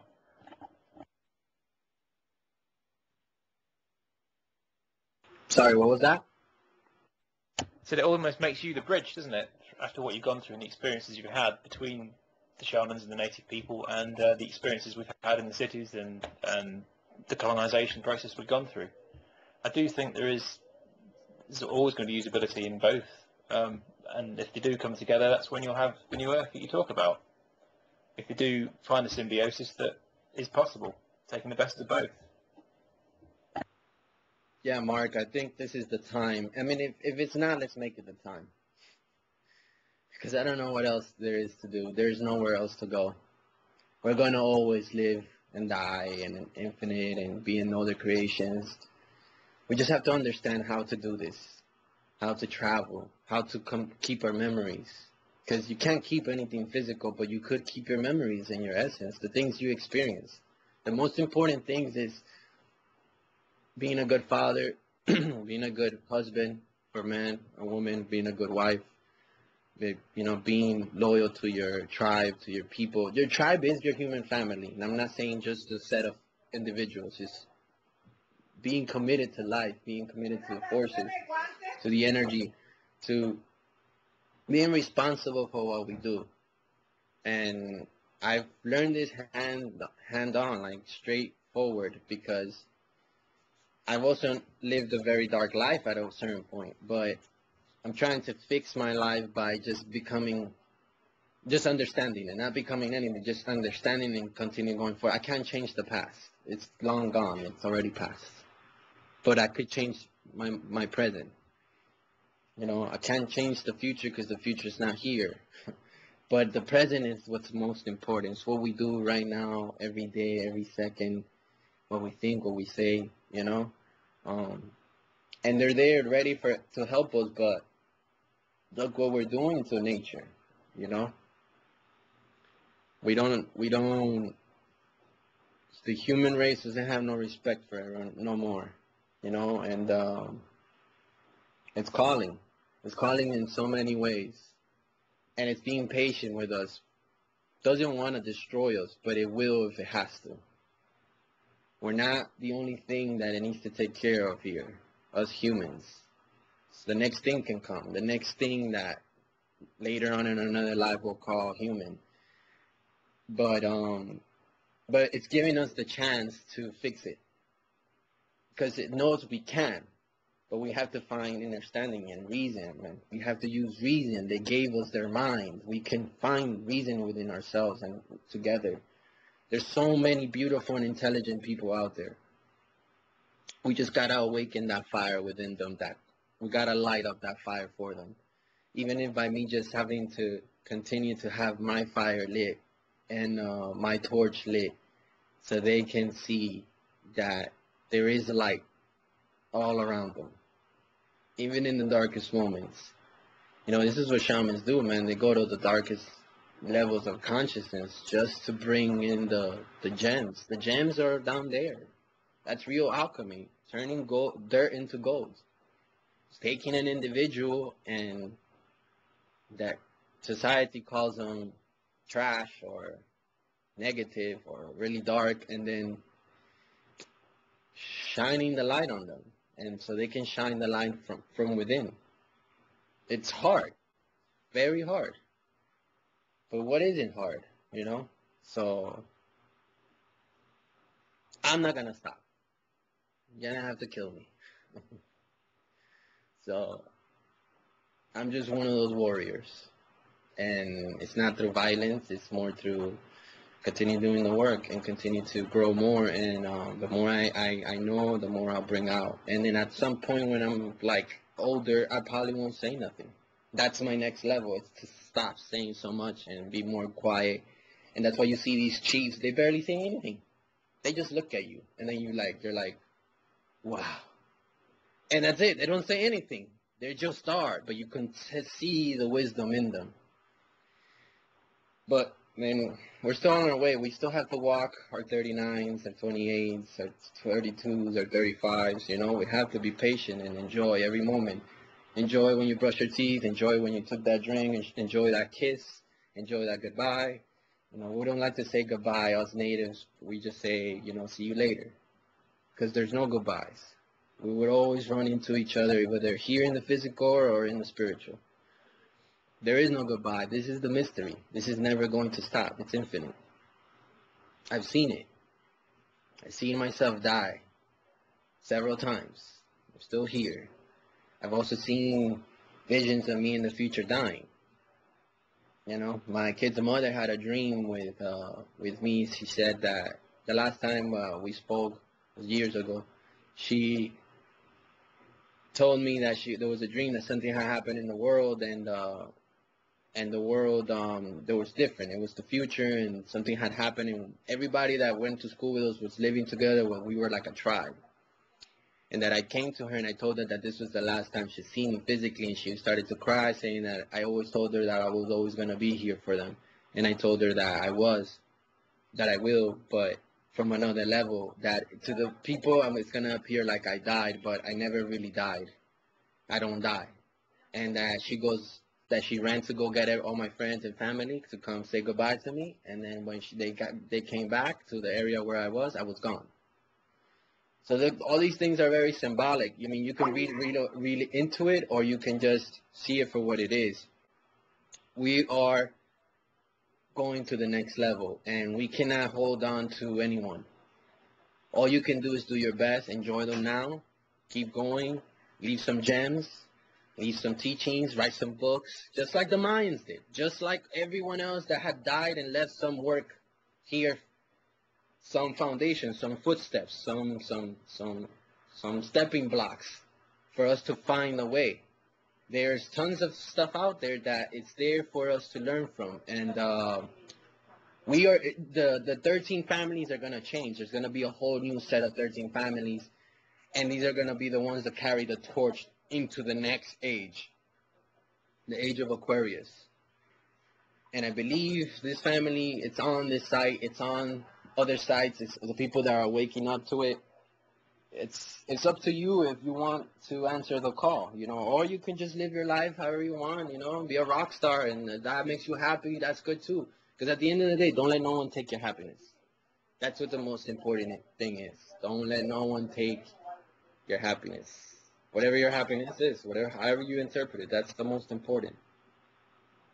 It's your memories, man. It's your essence. Don't let no one take that from you. Don't let no one steer you in another direction because they say that's the truth. And nobody really knows what the truth is. The truth is within you, what you know. Just keep learning, though.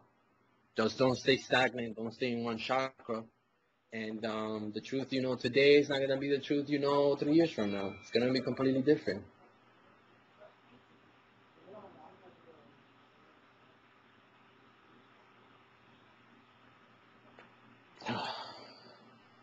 Sam, are we good with the call? Should we end the call? I think Sam's actually left it running, but that was beautiful. Thanks, man. Thanks a lot. Yeah, I think I'm going to head out myself now, but thank you. That was a brilliant. I've got a lot to think about after that. Yeah, brother, you know, we're here for each other, man. Just like when I was 3 years ago coming into the resistance, man, I was scared and confused and crazy. And my family, who knows what they were thinking I was going through, but I got away just to heal myself and understand myself, and I still got a long way. I don't even know a little bit of everything. It's just a little scratch of it. And I come back because they need me, man. My family, my friends, my circle of reality needs me. That's my world. The immediate people right there in front of you. And man, they're crying for you, man. Like, you're the hero within your people. You are the leader. You are the messiah, or whatever, whatever. To your people, you know, to your direct kids, to your direct cousins. You're the one who's the fire is lighting up inside, and you don't have to do anything for anyone. Really, you don't. You don't owe no one nothing. But I do it out of kindness. I do it because everything is self. I see them, I just see me. So why wouldn't I do it, you know? I told the creator, man, I'm not going anywhere. Leave me here. Leave me with everyone. Leave me in the mess. But they need me. Or at least I think they need me. And until I see it different. But right now, that's how I feel about it. And I'm doing the best that I can to help them. You know?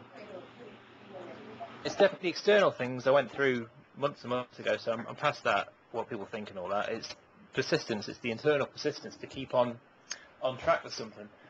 You have to find the fuel for that. You have to find it in yourself and in the external reality. Because I'm putting together projects now which I hope will help people. You do hit so many barriers, and you do feel like you're in such a dense reality around you. Some of the people and some of the situations you come into contact with, it does make you, part of you wants to just move somewhere that's not, you know, somewhere that's light, somewhere that's more lighter-hearted. But at the same time, then you won't be able to affect any kind of help or change in those you cared about, you know? Indeed. Indeed.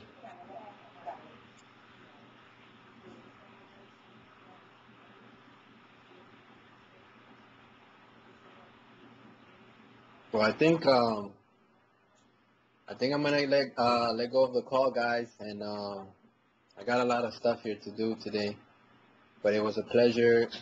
Thank you for giving me the time to express myself. You know, I always speak from my center, from my heart. I have no other way. Even if you look at my my astrological chart, my natal chart, I'm completely open. I can lie even if I wanted to. And it is what it is, you know. I love you guys. It's great. It's always great building with you. You know, it feels good having people to talk to, because for a very long time I didn't have no one to talk to. I used to always say I was alone, and that was my own BS within my own mind, because we're never alone. And again, it was a lovely chat, and thank you for your time. Thank you for allowing me to express myself, and you know, I am with you always and forever. Take care of yourself, mate.